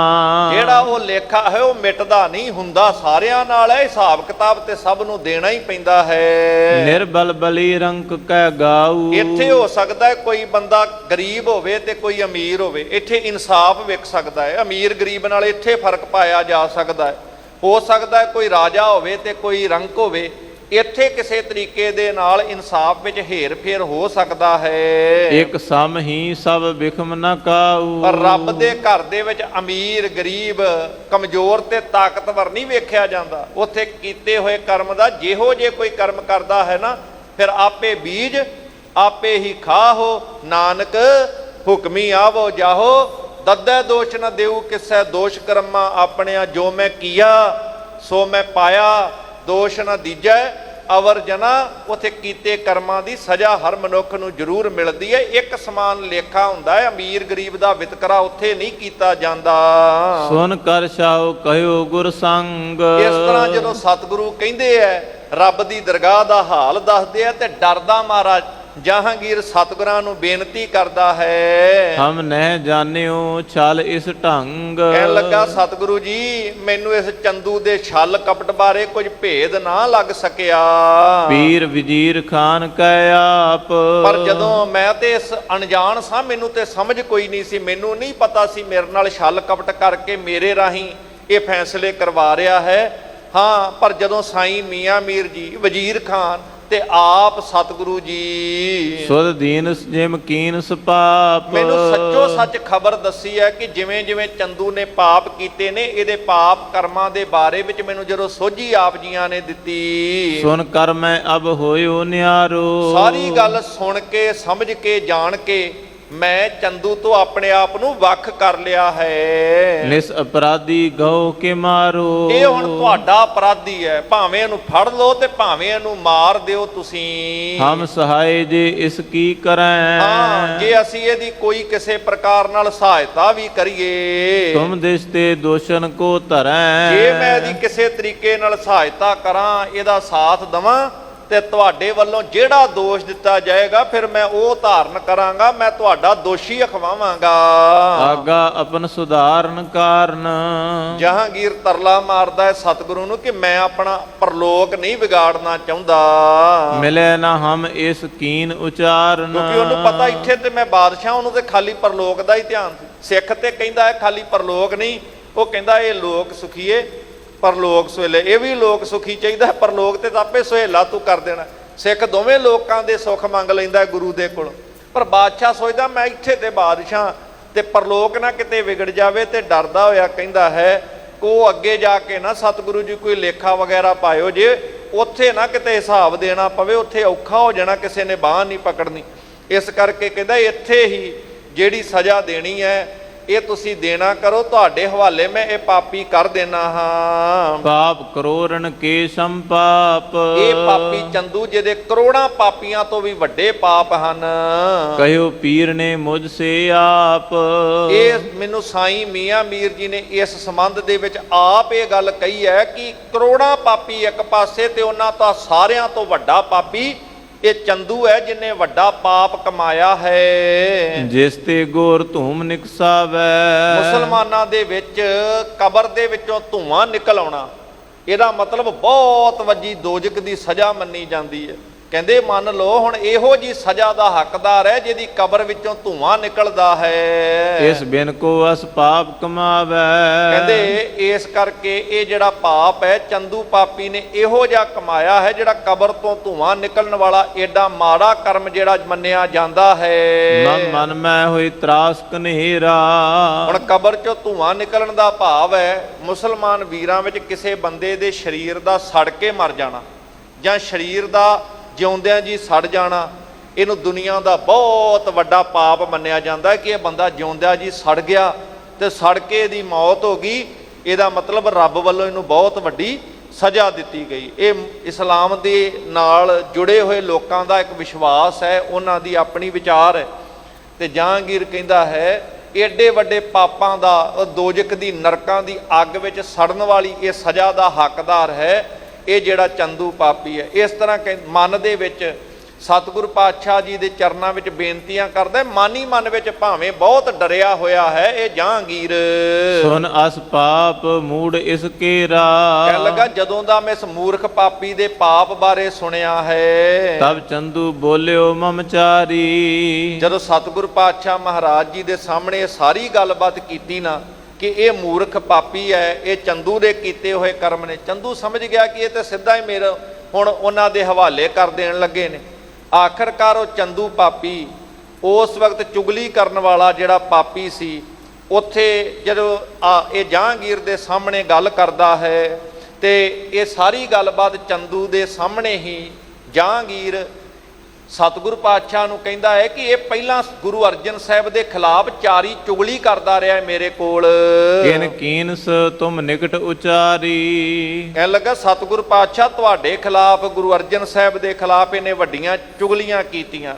ਤੇ ਚੰਦੂ ਅੱਗੋਂ ਆਪਣੀ ਸਫਾਈ ਦਿੰਦਾ ਹੈ, ਜਿਹੜੀ ਮੇਰੀ ਗੱਲ ਕਰਦੇ ਹੋ ਕਿੰਨੇ ਤੁਹਾਡੇ ਸਾਹਮਣੇ ਪਹਿਲਾਂ ਕੀਤੀ ਹੈ। ਕਹਿ ਆਪ ਕੀ ਮੈਂ ਲੈ ਗਇਓ। ਕਹਿਣ ਲੱਗਾ ਮੈਂ ਕੋਈ ਚੁਗਲੀ ਨਹੀਂ ਕੀਤੀ, ਤੁਸੀਂ ਮੈਨੂੰ ਕਿਹਾ ਗੁਰੂ ਅਰਜਨ ਸਾਹਿਬ ਨੂੰ ਆਪਣੇ ਘਰ ਲੈ ਜਾ, ਤੁਹਾਡੇ ਕਹਿਣ ਕਰਕੇ ਤੇ ਮੈਂ ਉਹਨਾਂ ਨੂੰ ਆਪਣੇ ਘਰ ਲੈ ਗਿਆ ਸੀ। ਉਲਟਾ ਇਹ ਜਹਾਂਗੀਰ ਤੇ ਦੋਸ਼ ਹੁਣ ਦੇਣ ਲੱਗ ਪਿਆ ਹੈ। ਕਿਤਕ ਦਿਵਸ ਮੈਂ ਦੁਖ ਉਪਜਾਇਓ। ਵੈਸੇ ਤੇ ਰਾਜਨੀਤਿਕ ਬੰਦੇ ਬੜੇ ਆਪਣੇ ਆਪ ਨੂੰ ਵੱਖਰਾ ਜਿਹਾ ਰੱਖਦੇ ਨੇ, ਇਹਦੇ ਵਿੱਚ ਜਹਾਂਗੀਰ ਵੀ ਪਾਪਾਂ ਤੋਂ ਮੁਕਤ ਨਹੀਂ ਹੋ ਸਕਦਾ, ਦੋਸ਼ ਉਹਦਾ ਵੀ ਹੈ। ਪਰ ਜਿਵੇਂ ਹੁਣ ਚੰਦੂ ਆਪਣੇ ਉੱਤੇ ਡਿੱਗਦੀ ਹੋਈ ਗੱਲ ਵੇਖ ਕਰਕੇ ਕਹਿੰਦਾ ਮੈਂ ਤੇ ਤੁਹਾਡੇ ਕਹਿਣ ਤੇ ਉਹਨਾਂ ਨੂੰ ਆਪਣੇ ਘਰ ਲੈ ਕਰਕੇ ਗਿਆ ਸੀ। ਹੁਣ ਕਿੰਨੇ ਦਿਨ ਜਦੋਂ ਸਤਿਗੁਰਾਂ ਨੂੰ ਆਪਣੇ ਘਰ ਵਿੱਚ ਰੱਖਿਆ, ਉੱਥੇ ਉਹਨਾਂ ਨੂੰ ਕੋਈ ਰੋਗ ਲੱਗ ਗਿਆ ਸੀ। ਜਿਮ ਤੇ ਤਿਆਗਿਓ ਤੇ ਠਾਂ ਤਨ ਕੋ। ਜਿਸ ਕਰਕੇ ਉਹ ਰੋਗ ਲੱਗਣ ਕਰਕੇ ਉਹਨਾਂ ਨੇ ਸਰੀਰ ਤਿਆਗ ਦਿੱਤਾ ਮੇਰੇ ਘਰ ਦੇ ਵਿੱਚ ਜਾ ਕਰਕੇ। ਕਿਉਂ? ਕਿਉਂਕਿ ਗੱਲ ਲੁਕਾ ਰਿਹਾ ਹੈ। ਜਿਹੜੇ ਸਿੱਖ ਨਾਲ ਗਏ ਉਹਨਾਂ ਸਾਰੀ ਗੱਲ ਉਜਾਗਰ ਕਰ ਦਿੱਤੀ ਸੀ ਕਿ ਸਤਿਗੁਰ ਪਾਤਸ਼ਾਹ ਨੂੰ ਕਿਵੇਂ ਕਿਵੇਂ ਇਸ ਨੇ ਕਸ਼ਟ ਦਿੱਤੇ ਨੇ, ਕਿਵੇਂ ਕਿਵੇਂ ਸਜ਼ਾਵਾਂ ਦਿੱਤੀਆਂ ਨੇ। ਪਰ ਹੁਣ ਇਹ ਕਹਿੰਦਾ ਜੀ ਵੇਖੋ ਤੁਹਾਡੇ ਕਹਿਣ ਤੇ ਮੈਂ ਆਪਣੇ ਘਰ ਲੈ ਕੇ ਗਿਆ ਸੀ, ਉੱਥੇ ਉਹਨਾਂ ਨੂੰ ਰੋਗ ਲੱਗ ਗਿਆ ਤੇ ਉਹਨਾਂ ਸਰੀਰ ਤਿਆਗ ਦਿੱਤਾ। ਨੈ ਪੁਨ ਲਿਓ ਦੰਡ ਧਨ ਗਨ ਕੋ। ਮੈਨੂੰ ਤੇ ਤੁਸੀਂ ਇਹ ਕਿਹਾ ਸੀ ਕਿ ਜਿਹੜੀ ਇਹਨਾਂ ਤੇ ਸਜ਼ਾ ਲਾਈ ਗਈ ਹੈ, ਜੁਰਮਾਨਾ ਲਾਇਆ ਗਿਆ, ਉਹ ਲੈਣਾ ਹੈ, ਤੇ ਮੈਂ ਤੇ ਜੁਰਮਾਨਾ ਹੀ ਇਹਨਾਂ ਕੋਲੋਂ ਮੰਗਣ ਵਾਸਤੇ ਆਪਣੇ ਘਰ ਵਿੱਚ ਲੈ ਕਰਕੇ ਗਿਆ ਸੀ। ਪਰ ਜਦੋਂ ਇਹਨਾਂ ਸਰੀਰ ਹੀ ਤਿਆਗਤਾ ਤੇ ਮੇਰੇ ਕੋਲੋਂ ਤੇ ਇਹਨਾਂ ਕੋਲੋਂ ਜਿਹੜਾ ਜੁਰਮਾਨਾ ਤੁਹਾਡੇ ਵੱਲੋਂ ਲੈਣ ਦਾ ਹੁਕਮ ਹੋਇਆ ਸੀ ਉਹ ਵੀ ਨਾ ਲਿਆ ਗਿਆ। ਸੁਨਤ ਸ਼ਾਹ ਨੇ ਗਿਰਾ ਉਚਾਰੀ। ਹੁਣ ਬਾਦਸ਼ਾਹ ਵੱਲੋਂ ਜਦੋਂ ਇਲਜ਼ਾਮ ਲਾਇਆ ਤੇ ਸਤਿਗੁਰਾਂ ਤੋਂ ਡਰਦਾ ਹੋਇਆ ਬਾਦਸ਼ਾਹ ਆਪਣੀ ਸਫਾਈ ਦਿੰਦਾ। ਕਹਿਣ ਲੱਗਾ ਅੱਗੋਂ ਬਾਦਸ਼ਾਹ ਜਹਾਂਗੀਰ ਇਹ ਰਾਖੇ ਚੋਰ ਕਰੀ ਤੈ ਚਾਰੀ। ਕਹਿਣ ਲੱਗੇ ਹੁਣ ਮੇਰੇ ਤੇ ਦੋਸ਼ ਲਾਉਣਾ ਹੈ, ਤੂੰ ਆਪ ਹੀ ਤੇ ਚੁਗਲੀ ਮੇਰੇ ਕੋਲ ਕੀਤੀ ਸੀ ਕਿ ਗੁਰੂ ਅਰਜਨ ਸਾਹਿਬ ਆਪਣੇ ਕੋਲ ਚੋਰ ਰੱਖਦੇ ਹਨ। ਕਹਿ ਕੂਰੇ ਮਨ ਭਰਮਾਇਓ। ਇਦਾਂ ਝੂਠ ਬੋਲ ਬੋਲ ਕੇ ਗੁਰੂ ਘਰ ਚੋਰ ਰੱਖੇ ਨੇ, ਇਦਾਂ ਕਰਕੇ ਤੂੰ ਮੇਰਾ ਮਨ ਭਰਮਾ ਦਿੱਤਾ ਸੀ, ਮੈਨੂੰ ਗਲਤ ਪਾਸੇ ਵਾਲੇ ਪਾਸੇ ਤੋਰ ਦਿੱਤਾ ਸੀ। 300 ਅਦਕ ਬੈਰ ਉਪਜਾਇਓ। ਇਦਾਂ ਮੇਰੇ ਕੰਨ ਭਰਦਾ ਰਿਹਾ ਰੋਜ਼ ਚੁਗਲੀਆਂ ਕਰਕੇ ਗੁਰੂ ਅਰਜਨ ਸਾਹਿਬ ਦੇ ਖਿਲਾਫ, ਤੇ ਇਸ ਕਰਕੇ ਮੇਰੇ ਮਨ ਵਿੱਚ ਵੀ ਗੁਰੂ ਸਾਹਿਬ ਦੇ ਪ੍ਰਤੀ ਵੈਰ ਤੂੰ ਪੈਦਾ ਕਰ ਦਿੱਤਾ। ਆਰਫ ਕਾਮਲ ਸ਼ਕਤ ਵਿਸਾਲਾ। ਉਹ ਗੁਰੂ ਅਰਜਨ ਸਾਹਿਬ ਮਹਾਨ ਗਿਆਨ ਦਾ ਸਾਗਰ ਨੇ, ਸਾਰੀਆਂ ਸ਼ਕਤੀਆਂ ਦੇ ਮਾਲਕ ਹਨ। ਸੋ ਕਿਵੇਂ ਐਸੀ ਕਰੇ ਕੁਚਾਲਾ। ਤੇ ਮੈਂ ਤੇ ਨਿਰਣਾ ਕਰਕੇ ਵੇਖ ਲਿਆ ਗੁਰੂ ਸਾਹਿਬ ਤੇ ਕੋਈ ਵੀ ਮਾੜਾ ਕਰਮ ਨਹੀਂ ਕਰ ਸਕਦੇ, ਕਿਵੇਂ ਉਹ ਆਪਣੇ ਕੋਲ ਚੋਰ ਰੱਖ ਸਕਦੇ ਹਨ। ਇਹ ਕੁਕਰਮ ਜਸ ਤਸ ਦੁਖ ਭਰੈ। ਇਸ ਕਰਕੇ ਇਹ ਚੰਦੂ ਪਾਪੀ ਜਿਹੜੇ ਤੂੰ ਕਰਮ ਕੀਤੇ ਨੇ ਨਾ, ਹੁਣ ਤੇਰੇ ਕੀਤੇ ਕਰਮਾਂ ਦੀ ਉਹੋ ਜੀ ਸਜ਼ਾ ਤੈਨੂੰ ਮਿਲੇਗੀ। ਹਮੇ ਲਪਾਏ ਮਾਨ ਕਿਮ ਕਰੈ। ਤੂੰ ਆਪਣੇ ਕੀਤੇ ਮਾੜੇ ਕਰਮਾਂ ਦੇ ਵਿੱਚ ਮੈਨੂੰ ਸ਼ਾਮਲ ਕਿਵੇਂ ਕਰ ਸਕਦਾ, ਮੈਨੂੰ ਨਾਲ ਕਿਵੇਂ ਜੋੜ ਸਕਦਾ ਹੈ? ਭਾਵ ਮੇਰਾ ਤੇਰੇ ਨਾਲ ਕੋਈ ਸੰਬੰਧ ਨਹੀਂ। ਕਰਮ ਤੂੰ ਮਾੜੇ ਕੀਤੇ ਨੇ ਤੇ ਮੈਨੂੰ ਨਾਲ ਤੂੰ ਲਿਪਾਏ ਮਾਨ ਕਰ ਰਿਹਾ ਹੈ, ਮੈਨੂੰ ਸ਼ਾਮਲ ਕਰ ਰਿਹਾ ਹੈ। ਬਹੁਰ ਕੁਟਲ ਇਮ ਬਾਤ ਬਨਾਈ। ਨਾਲੇ ਤੂੰ ਬੜੀਆਂ ਹੋਰ ਚਲਾਕੀਆਂ ਖੇਡਦਾ ਹੈ। ਇਦਾਂ ਜਦੋਂ ਬਾਦਸ਼ਾਹ ਨਾਲ ਗੱਲਬਾਤ ਹੁੰਦੀ ਹੈ, ਕਹਿਤ ਦੇਸ਼ ਮੈਂ ਨਰ ਸਮੁਦਾਈ। ਤੇ ਚਲਾਕੀ ਜੀ ਖੇਡਦਾ। ਅੱਗੋਂ ਚੰਦੂ ਫੇਰ ਗੱਲ ਨੂੰ ਪਲਟ ਕੇ ਕਹਿੰਦਾ ਜੀ ਅਸਲ ਦੇ ਵਿੱਚ ਮੈਂ ਥੋੜੀ ਕੱਲੀ ਚੁਗਲੀ ਕੀਤੀ ਕਿ ਗੁਰੂ ਸਾਹਿਬ ਨੇ ਚੋਰ ਰੱਖੇ ਨੇ, ਇਹ ਤੇ ਲੋਕ ਗੱਲਾਂ ਕਰਕੇ ਜਿੱਦਾਂ ਦੀਆਂ ਮੈਨੂੰ ਦੱਸਦੇ ਸੀ ਉਸ ਤਰ੍ਹਾਂ ਦੀ ਗੱਲ ਮੈਂ ਤੁਹਾਨੂੰ ਦੱਸ ਦਿੰਦਾ ਸੀ।